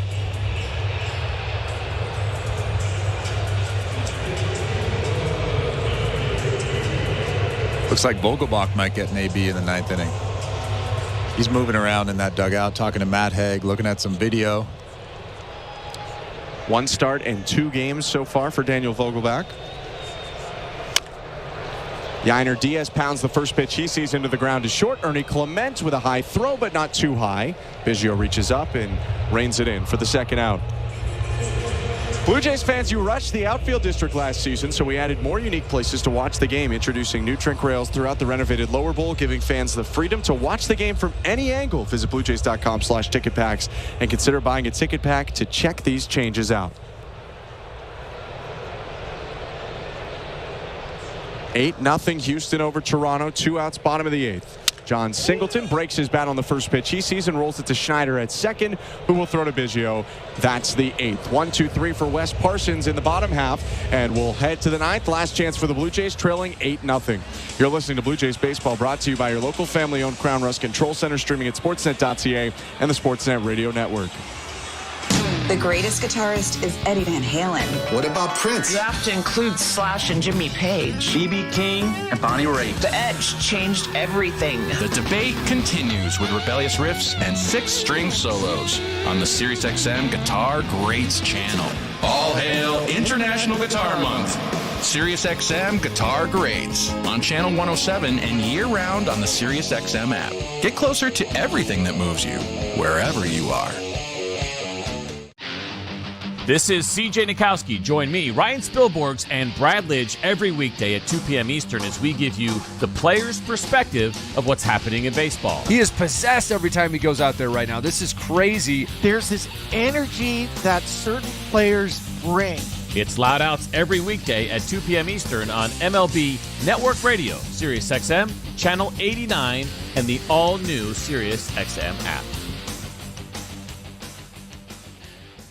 Get ready for the 2024 NFL Draft on SiriusXM NFL Radio. Touchdown, Caleb Williams. Catch exclusive interviews with the top prospects as they begin their journey to the NFL. And hear pick-by-pick coverage of the 2024 Draft from Detroit. With the first pick, the Chicago Bears select. Your home for the 2024 NFL Draft is SiriusXM NFL Radio Channel 88 in the car and on the all-new SiriusXM app. Blue Jays fans, no matter where you are, you won't miss a pitch with the SiriusXM app. Hear every game all season long. Download the SiriusXM app and search Blue Jays. Network. Top of the 9th, Blue Jays' final chance in Houston. Dylan Coleman is in for Houston. Coleman brought up to the roster when J.P. France, the Houston starter, had to go on the paternity list. France welcoming in the birth of a new child. Congratulations to him. Coleman on now, a guy who pitched 23 times for the Royals last year. Daniel Vogelbach will lead off. He's pinch hitting for Justin Turner in the DH spot. First pitch is called strike one.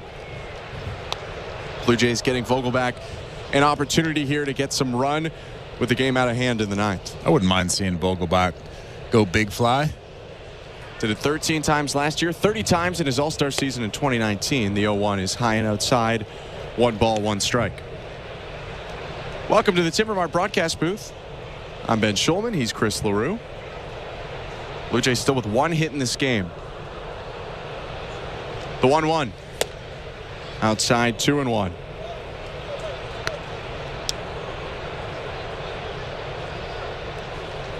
Six walks today for the Blue Jays, but still not many chances to score. Looks like there might be another pinch hitter coming in for Toronto in the top of the 9th. The 2-1. Inside, 3-1.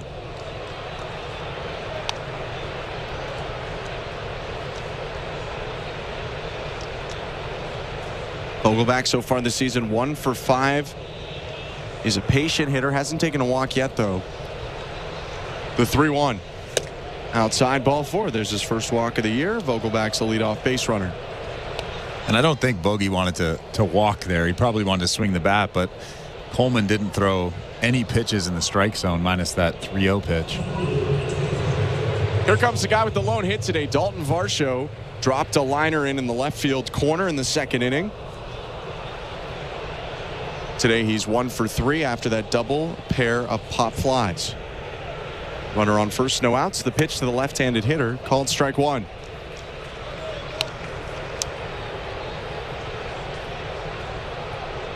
Blue Jays have an off day tomorrow. They'll come back at 1:05 in New York. The 0-1 lifted to shallow left center. It's going to be Dubon making the catch in left, and there's 1 out. There is nothing better than an off day in New York City. I think it's supposed to be raining. Tough weather in Toronto, I can tell you that. I mean, like. Well, I think the weather is just going east. Oh. Well, it should be an exciting matchup to start that series. Yusei Kikuchi against longtime Blue Jay Marcus Stroman. Here's another pinch hitter for the Blue Jays. They'll get Alejandro Kirk some rest. Toronto down 8-0. Runner on first, 1 out. Pitch to Brian Serven is called strike 1. You think Stroh's excited for that one? I would guess he is.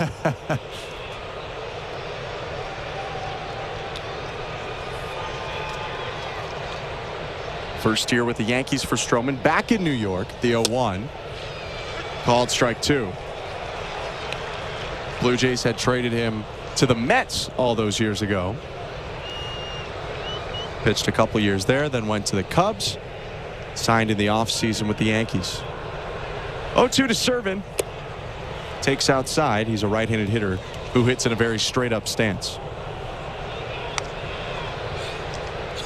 A lot of dejected faces in that Blue Jays dugout right now. I think they're kind of dumbfounded at what's transpired over the last 3 days or so. 2 runs in the series. The 1-2. Outside 2-2. And even those 2 runs, if you ask Davis Schneider, he'll tell you they shouldn't have happened because Josh Hader, I guess, should have thrown him an elevated fastball. The kryptonite.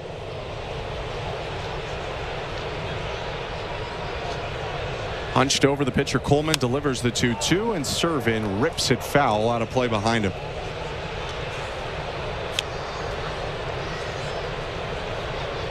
Well, and this more than likely loss today makes that Schneider home run even more important. Looked like the Blue Jays were going to lose yesterday in the 9th until Schneider lifted them to that 2-1 advantage. The 2-2. Outside ball 3. Serven started 1 game so far for the Blue Jays. Spent the last 2 seasons in Colorado. Didn't play a ton in the majors last year, though. Was dealing with a hernia. Played 11 games of Major League Ball. 3-2. Swing and a miss. Chased the slider down and away. And the Blue Jays are down to their final out.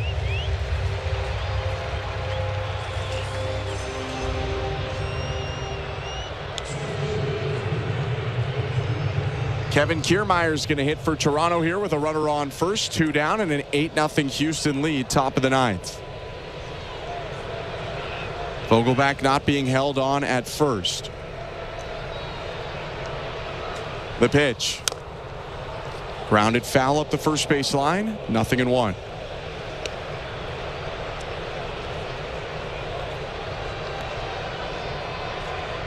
Blue Jays never got the offense going today, really. Had Varsho on second in the 2nd inning after his double. Did have runners on 1st and 2nd in the 3rd. The 0-1. Grounded to 2nd. Altuve knocks it down, spins, throws to 1st in time, and that's the ball game. The Blue Jays get shut out for the 2nd time in 3 days. They fall 8-0 to the Astros and score 2 runs total in the 3-game series at Minute Maid Park. Yeah, I think the biggest takeaway from this series is you just have to have better at-bats. You have to have competitive at-bats, a better approach up there. But like we've said a million times, it's early in the season. You've only played 7 games. The first 3 weeks, even to a month, they don't truly matter. You can get hot in May, and everyone will forget about this. But Yordan Alvarez. What a game for him. He went 4 for 5, hit 2 homers, had a double as well, drove in 3 runs. Jeremy Pena drove in 3 of his own. He homered for the 2nd time in the series. Jose Altuve, the little guy with big power, hit one over the Crawford boxes in left as well. The Blue Jays fall 8-0, go to 3-4. Houston at 2-5. We'll wrap this one up on the other side and send you off to Blair and Barker for Jays Talk. You're listening to Blue Jays Baseball, brought to you by your local family-owned Crown Rust Control Center, streaming at sportsnet.ca and the Sportsnet Radio Network. At Crown Rust Control, protection runs deep because every Crown Rust Control Center is owned by a local family who cares beyond business. Your Crown Rust Control is 100% committed to their product, to you, to their community, which is your community. Protecting you and what matters to you is equally important as protecting your vehicle. Did you know spring's the best time of year to protect your vehicle from rust? For a special spring offer, find your local family-owned Crown Rust Control Center at crown.com. He doesn't throw fastballs. He throws fuego. He has the focus and agility of a Shaolin monk. Gold Glover Jose Barrios. He's not just a pitcher. He's a machine. He defends the field, and our city's honor. He is one of the best defensively out of the mill. Jose Barrios is as good as gold. Celebrate Jose's golden accomplishment with the Jose Barrios Gold Glove Bobblehead, Friday, April 12th. For tickets, visit BlueJays.com. Take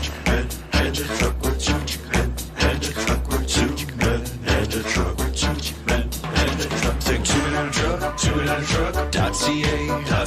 So when you gotta move, all moving day. Think two in a truck.ca. Cause all of us movers are not the same. So that's our company name, 2 men in a truck.ca. We're lots of men with lots of trucks, so give us a call today. Everyone dreams of owning their own personal slice of heaven. Now you can, thanks to Fixed Rate Pizza by Pizza Pizza. Until the end of 2024, lock into an extra-large 4-topping pizza at a fixed price of $17.99. No matter how bad food prices get this year, your pizza price stays. So why not say no to surge pricing and yes to Fixed Rate Pizza? Order now from Pizza Pizza. Order pizza.ca. For this life I cannot change. Hidden hills, deep off in the main. This is George Springer, and you're listening to Toronto Blue Jays baseball on the Sportsnet Radio Network. The Blue Jays fall 8-0 to the Houston Astros, lose the series, and drop below 500 in their first 7 games of the season. Appreciate you sticking around across the Sportsnet Radio Network, wherever you are in Canada, or maybe even streaming abroad. I'm Ben Schulman alongside Chris LaRue. The Blue Jays fall 8-0, and both sides of the ball had a lot of problems, Chris. Let's start with the starting pitcher, Chris Bassitt, who from the jump really was battling in this game. Bases loaded in the first inning. He gets out of it. Did have a fairly clean second, but Yordan Alvarez homers in the third. The bases are loaded again. He does get out of that, gives up another run in the fourth, and then at back-to-back base runners reached to start the fifth. Things kind of fell apart for Bassitt, who went 4 1/3, 9 hits, 4 runs, 3 walks, and 3 strikeouts. Well, I think the biggest thing for him, and I said this before the game started, is he had to have his command of his sinker. And early on, he did a little bit, but I think as the game went on and the game progressed, he didn't use his sinker enough. He actually made a good pitch to Yordan Alvarez on the black when he hit his first home run, but that was about it for the fastball. It was sporadic at times, and when you don't have command of your fastball, you can't use your other pitches. You can't use that super slow curveball. You can't use your changeup effectively. And I think that was the biggest thing for him. In his next start, he needs to establish the fastball not only in, but on the outside part of the plate. He threw way too many fastballs down the middle of the plate today. On the other side, the Blue Jays get out hit 15-1. Toronto's lone hit coming from Dalton Varsho in the second inning, a double to left field. They did walk 7 times, including 5 times against starter Christian Javier, but really didn't have a ton of chances. They had Varsho in scoring position in the second, had first and second with 2 outs in the third. Maybe their biggest chance of the game, down 2-0 in the fifth. They get second and third, but Guerrero strikes out on a changeup that ended Javier's 5-inning scoreless day. The Blue Jays didn't have that many hits, didn't really have that many close to hits. They did line a couple balls to third on nice plays by Bregman and then Kessinger later in the game, but it wasn't like they really threatened offensively all night. No, it was one of those games where just at bat after at bat were just uncompetitive, just ground balls to shortstop, a lot of ground balls to the infield. They just have to be better. They just have to have a better approach, swing at better pitches, and they'll be fine. I still believe in this lineup. I think a lot of people are losing belief in this lineup, but just because you have a bad 3 games against one of the best teams in the big leagues doesn't mean the season is over. They're 3-4. It's not a big deal. They're going to New York.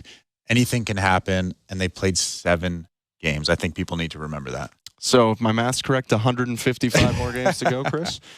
The Blue Jays will play their next one after an off day tomorrow on Friday, 1:05 against the Yankees at Yankee Stadium, a 3-game set before they come home for their home opener against Seattle. Today's winning pitcher is Christian Javier. He goes to 1-0. Chris Bassett goes to 0-2 with the loss. Blue Jays with no runs on 1 hit, no errors, 7 left on. Houston, 8 runs, 15 hits, no errors, 10 left on. Game started at 8:12, went 2 hours and 45 minutes inside of Minute Maid Park with 26,000 fans in Houston watching on. The Blue Jays fall to 3-4 with Houston going to 2-5, but they will be back with another shot with Yusei Kikuchi facing Marcus Stroman on Friday. Thank you so much for tuning in to our broadcast tonight, and we will hope to see you on Friday. But stick around. I can imagine there's a lot to say, so you can get your calls in right now. Blair and Barker have Jays Talk. I swear to God, it seemed tonight, like before the first pitch was thrown, I thought it was 133-0 for the Astros. I mean, this game, this game was over. This game was over 3 days ago. Yeah. I mean, there was not a lot going on. All seriousness, not a lot going on. Yeah. When's the last time you saw Bo Bichette looking like that in the dugout? Been a while. Never. Man. I don't know if I've ever seen him look like that. Been a while. I generally haven't seen him. The body language in general from start to finish was not great tonight for Bo. I haven't seen too many games. I haven't seen too many games like that. The numbers to call as always, folks. 416-870-0590, star 590, 1-888-666-0590. Let's not bother talking about the Raptors or the Leafs. Let's focus on the Blue Jays. Kevin, they're 3-4. My 5-5 road trip looks awfully good right now. Does it? They've been outscored 36-22.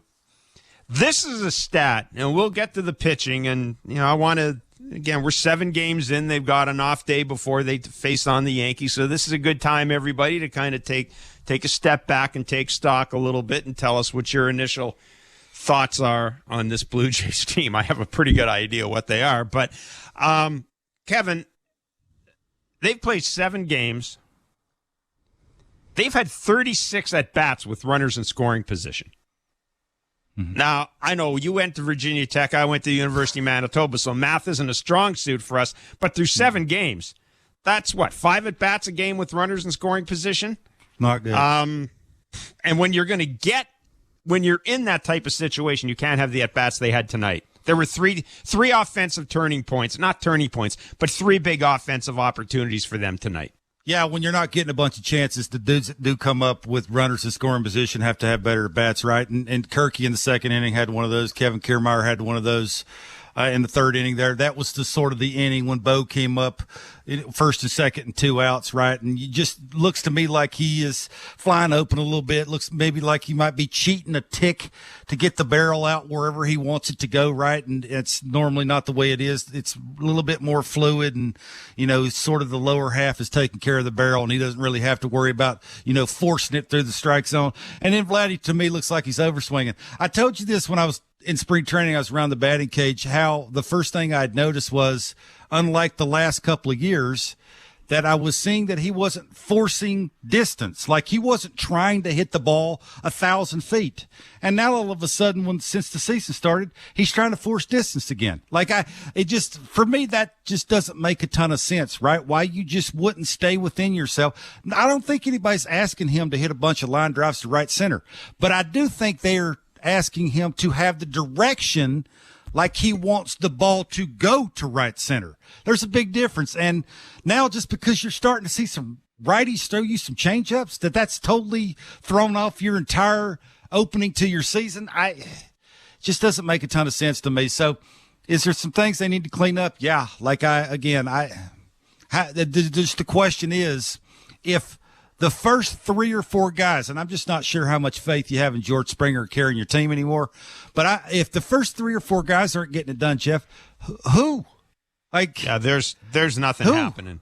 There's nothing happening after that. Not really, no. I haven't even bothered adding up the numbers for Varsho, Kirk, Kiermaier, and IKF. We talked about it in Blair and Barker. They didn't get any better tonight. What were we saying in Blair and Barker? They were 5 for 50 with 16 strikeouts coming into tonight. And did not get a lot better tonight. Although, hey, we did see a hit and run attempt. They tried. John Schneider, they tried. Of course, it didn't work. But, they did. I mean, Kevin Kiermaier's still second, so, I mean, they got something out of it. Their first stolen base of the year. Yeah. And on a night when Chris Bassett was... Oh, I wanted to ask you about Chris Bassett. The last start, you made Hold the on point. one second. I just wanted... The last start, you talked about how you thought Bassett was looking for that extra gear. He didn't quite have it yet. What did you see tonight? Yeah, for me, it was more about the swing counts, right? The quality of the swing counts, like the 0-0 counts, the 1-1 count, the 2-2 count. It's like the home run that Alvarez hit. Like, again, I'm sure Chris knew that Alvarez was 5 for 15 with 4 big ones coming into tonight, right? So the quality of the swing counts, that means basically either the pitchers on the offense, the next pitch, or the hitters on the offense and not the defense. And that's why you saw before Alvarez hit the home run on the 2-1 pitch, that pitch that, the sinker that was away that he wanted to dot to get ahead. That's the difference between Alvarez stepping across the plate and getting frisky and party out front and trying to get extended, or him on the defense and trying to guess his way through it and just trying to make contact. So, yeah, it's a game of inches, right? I mean, if you don't make the perfect pitch, especially if you're not a hard thrower, right? And so some guys can zone up and eliminate half the plate. This is sort of what takes place. It's just, you can see it, right? You can see the pitchers on the mound knowing that the offense is not having a lot of success right now. And sort of every pitch, you can see Chris out there basically like, nah, I don't want to throw that. Nah, I'm good. I don't do that either. Can you go to another one? It's just hard to work through these games when your offense is not really doing anything. No, and of course the good news is the Jays have tomorrow off, and they have a 3-game series in the Bronx against the Yankees. And Marcus Stroman will be pitching the home opener Friday, and he won't be very motivated for that particular game. So. No, how about this before we get to the callers? Yeah. Before the game started, I think John said that it's not how they drew it up is why Davis Schneider didn't play. Maybe because of the way the offense looks now.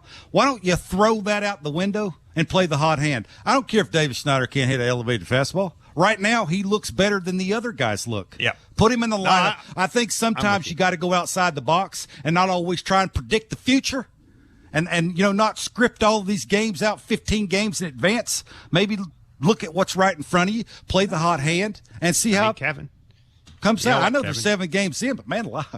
Kevin, when every you got once in a while, take a step back. Well, you got 135. You got 135 khakis in the office. They got to do something, and you got to listen to them. So absolutely, that's pretty much obviously where we are. I mean, listen, I of course, as soon as the Jays lineup came out and Davis Schneider wasn't in it, social media was aflame. I wasn't surprised, frankly, that he wasn't in the lineup at all. But I'm kind of with you now. It'll be interesting to see if he's in against Stroman. I mean, what do you got to lose? It's not like you are. It's not like Kiermaier and Varsho are making a case right now to stay in the lineup. Yeah. So, yeah, why not let Davis Schneider have a go? Why not? Yeah, why not? Shlomo in Scarborough, you're on Blue Jays Talk. Hey, guys. Happy New Year for me talking to you. It's the new year. But a couple things. First of all, heard Schneider on your show, Coach Schneider on your show. He's sounding a lot like Ross Atkins. Happy for the guy, but this organization does not get it. They do not follow vibe or read the room. What we're seeing now feels a lot like pulling Barrios. Just going by the book, having a system before you start the game and not feeling the vibes. Life is about vibes in many ways. It's not just about analytics. If we're going to follow analytics and just think, okay, Davis Schneider can only hit if the pitcher doesn't throw high heat. Well, if they had a book on Jose Bautista and Eddie before AA brought him in, and they were just looking at analytics, they wouldn't have given those guys a leash to grow the way they grew here. We've got to see these guys move and learn from their mistakes. They're repeating their mistakes over and over again. Like today in the game, we saw Bassett pitch to Alvarez with the base open in a one-run game. Despite that, Alvarez was 2 for 2 with the home run. Also, keeping Bassett in for the 5th after he escaped with only 2 earned runs with 10 base runners through 4, it's ridiculous. They have these game plans. They stick to them. All about the process and not enough about reading the vibe. I'd love to hear your perspective on this, especially you, Barker. You came up in a different era. Yeah, I will let. Thanks, Shlomo. Appreciate the call. Kev, I'll turn it over to you. I think everything you said there is fair. Like, again, there's a lot to analytics, and I'm sure a lot of it works. But occasionally, when your team looks right now the way it's looked for over a year, Jeff, like it looks exactly the same way. I don't know if this is. I got to say this. I don't know if this is the. I don't think this is all the product of analytics. This team may just not. It may not. It's fair too. It's possible it's not that good. It's possible the lineup is not that good. I really don't want to buy into that yet. Like I'm trying to give them the benefit of the doubt and just thinking that some dudes are trying too hard and that maybe the approach that they're simplifying maybe will translate between the lines and somebody will get hot like Vladdy and just stop overthinking it and stop over swinging and look great. This is what I think. Great hitters don't look like Vladdy as long as Vladdy's look like Vladdy. Did I say that right? Yeah. I made the comment to you during the game.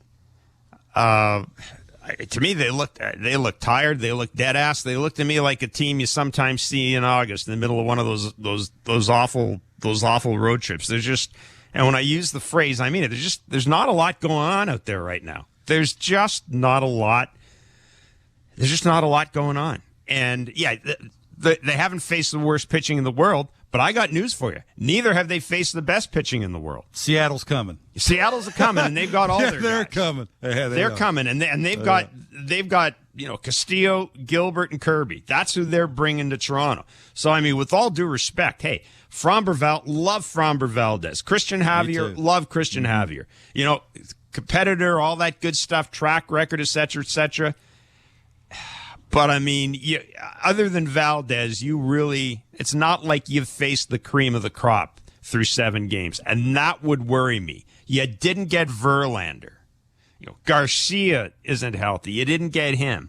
You got Zach Eflin in Tampa, but that's not the same Rays staff as you've seen in the past. So that would concern me. Because I don't think you've seen an awful lot of elite pitching so far. But, boy, you're sure going to the plate like you're seeing Justin Verlander every night. Guy and Maple, you're on Blue Jays Talk. You guys think this Marshall hit will make it to the highlight reel tonight? Or Jesus. You're a bad man, Guy. You're a bad man. You're in June form already, man. At least somebody is. Yeah. I can't believe. You know what? I mean, going into this season, 30 years of nothing since 1994. I think the Mariners are the only team who's done less or accomplished less than the Blue Jays in the American League. If you look at everything statistically, from World Series to World Series appearances, playoff wins, playoff games, the Jays are the second worst in the American League. So they've done nothing for 30 years, essentially. And then you come into this season, never mind all the bad asset management, the poor trades, you see this lineup.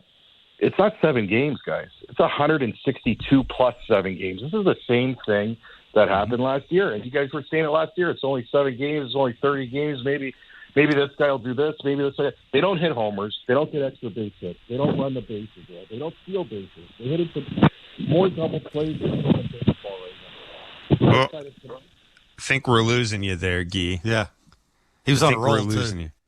Yeah. But I got his point. Yeah. Yeah. I listened. We had Jim Bowden on Blair and Barker, and he basically spent the entire segment. Now, I'm not saying that everything Jim Bowden says is right. As a matter of fact, there's quite a lot that he says that I don't agree with. But when people around the industry are talking about your lineup and basically saying they don't think you did enough, chances are that they're actually right, that you didn't do enough. And look, I thought, and I still like this team because of their pitching. Yep. Keep in mind that Romano isn't here, Swanson isn't here. I still like this team because of their pitching, but I think I've been pretty clear. I've had concerns about the lineup from the get-go. I had concerns about the lineup last year as well. I was the one that was saying that I thought the lineup last year was full of plan Bs and plan Cs, that clearly there was something they wanted to do in the offseason, and it didn't work out, and they pivoted. And, whatever you want to think of the pivot. Well, they've had a long time to fix it, Jeff. Well, they have had a long time to fix it. And I get it's only 7 games, but I also get what Guy said. It's 7. It looks like it's a continuation of last season. Mm-hmm. It really does. You know, it looks like it's a continuation of last season. And that, I think, is really going to rub people the wrong way. That's really going to rub people the wrong way. Because I think if you try to improve a team and it doesn't work out, I think people will give you some rope. I don't think there's a lot of rope with this front office. I really don't. Oh, and by the way, people are looking over the scoreboard and they're seeing what Lourdes Gurriel Jr. is doing, and they're seeing what Teoscar Hernandez is doing. Man. And hey, I'm the guy. I put my hand up when the Moreno and Gurriel deal was made. I saw why the Blue Jays were making it. I kind of got it. Looking back now, it's not going to be a good trade. There's no way that turns into a good trade. It's not going to happen. Teoscar, I think at the time, we both kind of said we understood why it happened because it was pretty clear, I think, that there was some tension between Teoscar and the front office for whatever reason.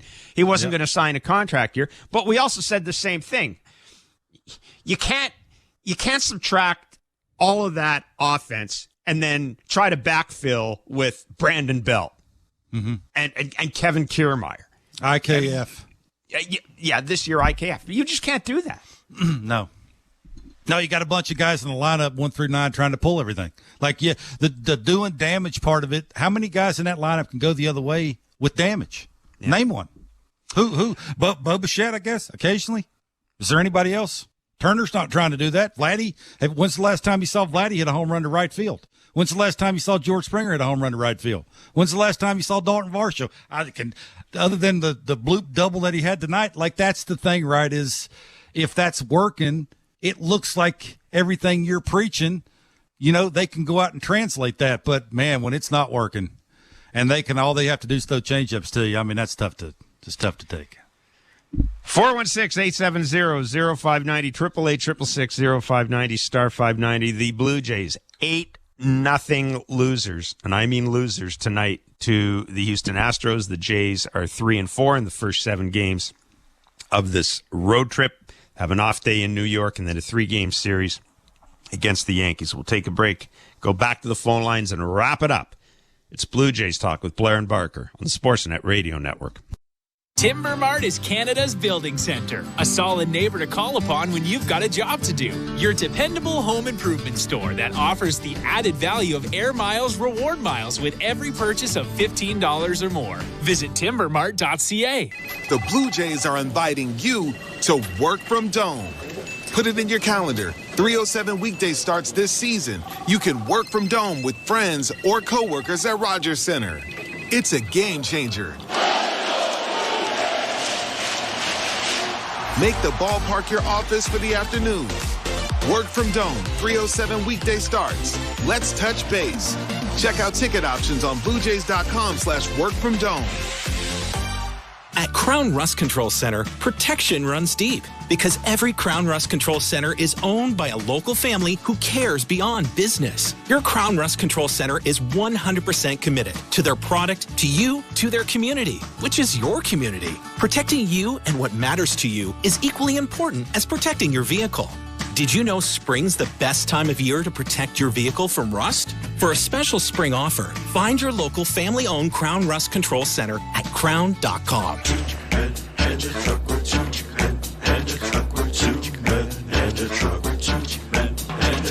2 in a truck.ca. So when you gotta move, all moving day. Think 2 in a truck.ca. Cause all of us movers are not the same. So that's our company name, 2 men in a truck.ca. We're lots of men with lots of trucks, so give us a call today. Everyone dreams of owning their own personal slice of heaven. Now you can, thanks to Fixed Rate Pizza by Pizza Pizza. Until the end of 2024, lock into an extra-large 4-topping pizza at a fixed price of $17.99.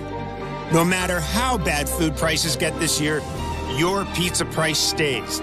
So why not say no to surge pricing and yes to Fixed Rate Pizza? Order now from Pizza Pizza. Go to pizzapizza.ca. The race is on. Get ready for the rush on Sportsnet. It's getting close to playoff time. And here we go. This is the Stretch Drive. You cannot let down your guard. The time when every game and every point can make all the difference. If you get in, you can win. The rush to the playoffs is on. Don't miss all the NHL action on Sportsnet. Here for hockey. Watch on Sportsnet or stream on Sportsnet Plus. Timber Mart always has plans to help you with your plans. Your home, your cottage, your garage, whatever needs your attention first, check the most visited spot on our website for ready-to-order plans to get the job done with Canada's Building Centre. Visit timbermart.ca. This is Toronto Blue Jays baseball. The 0-2 pitch. Fastball, strike three looking. On Sportsnet 590 The Fan and the Sportsnet Radio. Of September. It does. Guy made the point, I think, and he's right. It seems like this is 2023 continuing. I do have some good news. I just looked it up. Marcus Stroman does not throw a changeup. Well, that's good. Although if I'm Marcus Stroman, I might be running out to the bullpen tomorrow and working on one, seeing if I can get away with it. I just might. I might throw one anyhow just for giggles to see what happens. That's a thing, man. I mean, we were talking about this off air. You look at the Boston Red Sox.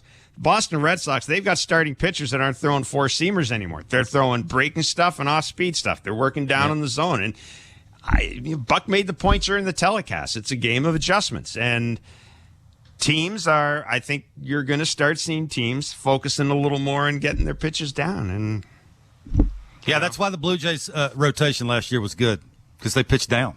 It's the thing, right? It's like the off-speed stuff you occasionally throw a fastball up, but it's mainly slow stuff. It's like Javier tonight. He tried to go soft down and elevate the fastball up and in and up and away. And he was not good. He was not good tonight. No, he was not. He was not good tonight. He was not. At all. Nope. Ronel Blanco was good. Yeah. Framber Valdez is Framber Valdez. But Christian Javier tonight should have been some good hitting there. You would think so. Luke and Oshawa, you're on Blue Jays Talk. Hey, Jen, thanks for taking my call. I'm going to start with a little bit of positive. First of all, losing to the Astros isn't the worst thing in the world. They've run the AL for, 10 years now. And secondly, I'm loving watching Justin Turner. He's been a great addition to the lineup. That's a professional hitter that has competitive at bats, and I think he's going to rub off on the guys in front of him. But I got to ask, why IKF? What possibly led us to jump the shark and add him? Did the Khaki for 2 years? For 2 years, my friend. You've got him for 2 years. Help. The Yankees are still saying that's one of the worst trades they ever made, adding him. Yeah, listen, thanks for the call, Luke. Look, I mean, Kevin, it's... the Jays needed a third baseman. They obviously didn't want to wait around for Matt Chapman to make up his mind. I think, frankly, they had a pretty good read early in whether or not Chapman was going to come back. And, that was the pivot. Projections were saying that everybody else offensively that they were counting on should take a step forward this year. That's why they think, okay, we can add a defensive player first who can play multiple positions, and what he gives us offensively is gravy. And now that, it sort of looks the way it looks now, it looks like the worst signing ever. It's just, it's like there's not enough there to make gravy. It's like, when you have that great pot roast and you took the lid off a little too early and all the fat's kind of, you're not getting any gravy with your pot roast. I was trying to be positive and you just won't let me. You just won't let me. I'm just saying it's like there's no gravy to be had. Look, we're going to be talking about this all year, I presume. The other thing with IKF is it's a reflection of the fact this team's not in a position where it can trade anybody. The only two guys you probably want in this team are Bo and Vladdy, and I guess Tiedemann and Martinez maybe. Other than that, who you got that you're going to trade for Juan Soto? I'm just asking you, who you got you're going to trade for Juan Soto? Alek Manoah? No, you're not going to get it done. You've got a couple of pitchers who are in their 30s on multi-year contracts. Teams aren't beating down the door to add those guys. The Jays have kind of put themselves in this situation. Yep. They don't have what it takes to make the type of impactful trade you have to make in order to keep your window of opportunity open. I've said that before, and it's not just a one-year thing. It's something that's gone back for a couple of years. It's the way it is. I want to squeeze in one more call. Dave in Calgary, you've been patient, my friend. Hey, Dave. Hey, guys. Good to talk to you. Thanks, buddy. Really? Nice talk. Well, considering I'm waiting for a snowstorm to roll in for the third time in 3 weeks here in Calgary, it's nice to talk some baseball. Yeah. Well, at least you got the Flames. Oh, sorry about that. Please, watch out on that one. Hey, guys, listen, I'll qualify my comment with this. I know this is going to put you guys in a tough position with what I'm going to say based on the fact that you're both part of the media now. But what's really, really a struggle for me is that I really, really think that the baseball media around this club gives management and the ball club really an easy ride. You just said about 10 minutes ago that everyone around baseball, and when I listen to people come on the radio station out here outside of the Toronto market and talk about the Blue Jays, they don't talk about the Blue Jays being a contender. They might talk about their pitching being, around the top 2 or 3 in the American League or around the majors, but they sure as heck don't talk about this team really being a legitimate contender. Mm-hmm. And I'm not sure, and what's really frustrating is I never, when I read about the Toronto Blue Jays in the Toronto media, and I hear people come on from the media in Toronto and talk about this club, it's all the what if, ands, or buts. And if this guy does this and if this guy does that, they're going to be, they're going to be in a playoff spot. I mean, they were the healthiest group in their staff last year as far as pitching. And I mean, to expect that to happen this year again is probably a pipe dream. And secondly, This lineup, everyone said in the offseason, they did nothing. And why the media gives them an easy ride and talks about, like even you, Jeff, a couple minutes ago said, I'm still optimistic because of the staff. I mean, you still have to score runs. Yeah, but I am still optimistic because of the pitching staff. It's something that gives me hope. It is. It's a team that went to the playoffs last year with a lineup that wasn't very good. It's a team that plays good defense. The only thing I'll say is I think I'm going to stand up for us here. I think we've been pretty hard on this front office. We're the ones that have been saying that we were surprised nobody was fired after the way that season wound down in Seattle. And we weren't talking about Dave Hudgens. So, I'm going to say that in our defense. But the rest of the time, I think people who cover baseball do buy into the whole thing. That's a small sample size. I think people, and it might drive fans nuts, but I think people who've been around the game a long time buy into that. It's something I believe in. I also believe in pitching and defense, but I cannot disagree with you about the lineup. And I think we've been pretty honest about the lineup all along. If Vladdy and Bo aren't hitting, this lineup's not going to be that good.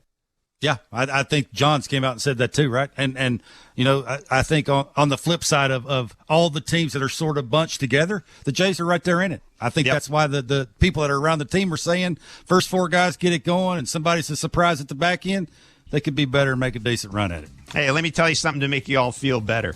The Jays are the first team in modern MLB history, that's since 1901, just after I was born, to be victimized by a no-hitter and a one-hitter within the first 7 games of the season.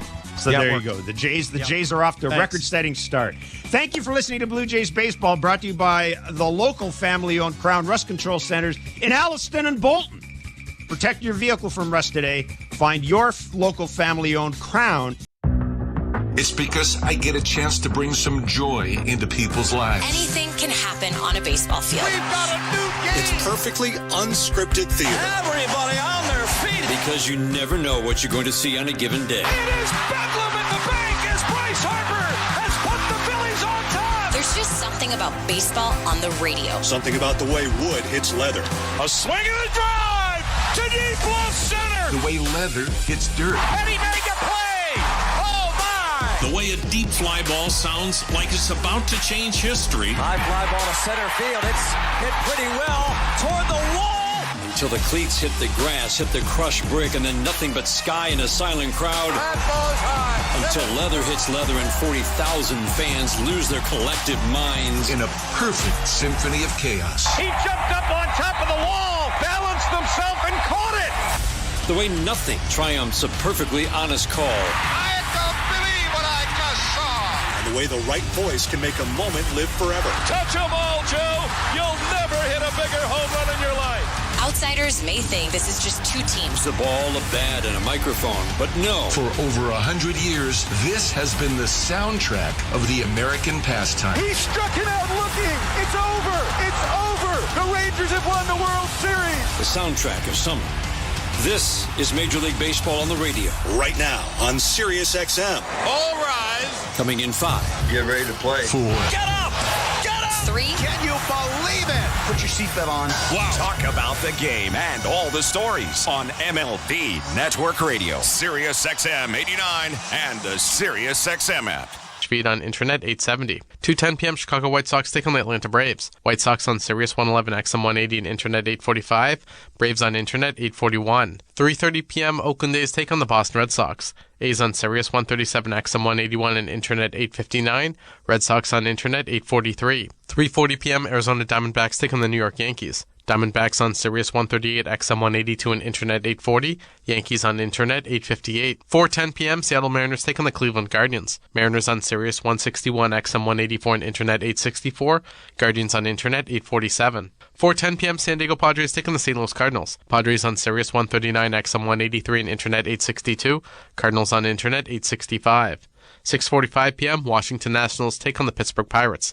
Nationals on Sirius 208 XM 175 and Internet 869. Pirates on Internet 861. 7:10 p.m. New York Mets face the Detroit Tigers. Mets on Sirius 209 XM 176 and Internet 857. Tigers on Internet 849.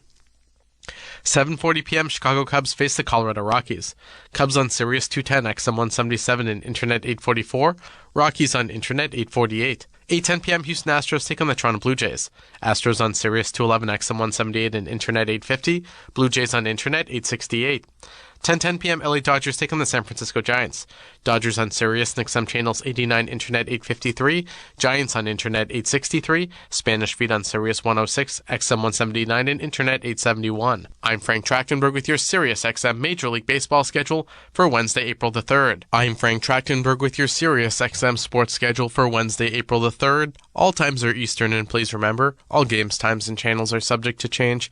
Check SiriusXM.com for the latest updates. In Major League Baseball, 1:05 p.m. Baltimore Orioles take on the Kansas City Royals. Orioles on Sirius 208, XM 175, and Internet 842. Royals on Internet 851. 1:05 p.m. Philadelphia Phillies take on the Cincinnati Reds. Phillies on Sirius 209, XM 176, and Internet 860. Reds on Internet 846. 1:10 p.m. Milwaukee Brewers take on the Minnesota Twins. Brewers on Sirius 211, XM 178, and Internet 855. Twins on Internet 856. 1:10 p.m. Miami Marlins face the LA Dodgers. 1:10 p.m. Miami Marlins face the LA Angels. Marlins on Sirius 210, XM 177, and Internet 854. Angels on Internet 852. 1:10 p.m. Tampa Bay Rays take on the Texas Rangers. Rays on Sirius 106, XM 179, and Internet 866. Rangers on Internet 867. Spanish feed on Internet 870. 2:10 p.m. Chicago White Sox take on the Atlanta Braves. White Sox on Sirius 111, XM 180, and Internet 845. Braves on Internet 841. 3:30 p.m. Oakland A's take on the Boston Red Sox. A's on Sirius 137, XM 181, and Internet 859. Red Sox on Internet 843. Hear it all on demand. Your favorite shows, your favorite games. Don't miss a second of your favorite SiriusXM programming on demand with the SiriusXM app. Download it now for free. MLB Network radio host Xavier Scruggs believes Juan Soto of the New York Yankees is the perfect fit in the Yankee lineup. Fans getting an opportunity to see Soto take at bats. These Yankees fans now that get to watch Soto on a daily basis will appreciate his ability to hone in on exactly what he's looking for. And that's ultimately the difference between him and every other player in the major leagues is he is so hyper-focused on not swinging at a pitch outside of his zone. He may give up 2 strikes in the at-bat, but he is going to wait for you to make that mistake, and he's going to make you pay, and he doesn't have to do it by hitting a home run. We saw it multiple times this weekend, being able to use the whole field. Yesterday against the game's best closer and Josh Hader, just taking that line drive the other way to plate the go-ahead run. The appreciation for what he's done to already kind of acclimate himself into this lineup. And we saw this in spring training too. Like, he was already on his own power stroke, getting it going. He's done an amazing job. You think about how important that is too, with Judge not quite getting himself going yet. If they had this same situation last year with Judge struggling or Judge out of the lineup, you didn't know who was going to step up. The PGA Tour comes to life on SiriusXM. It's your destination for everything on the tour. Hear live hole-by-hole coverage and expert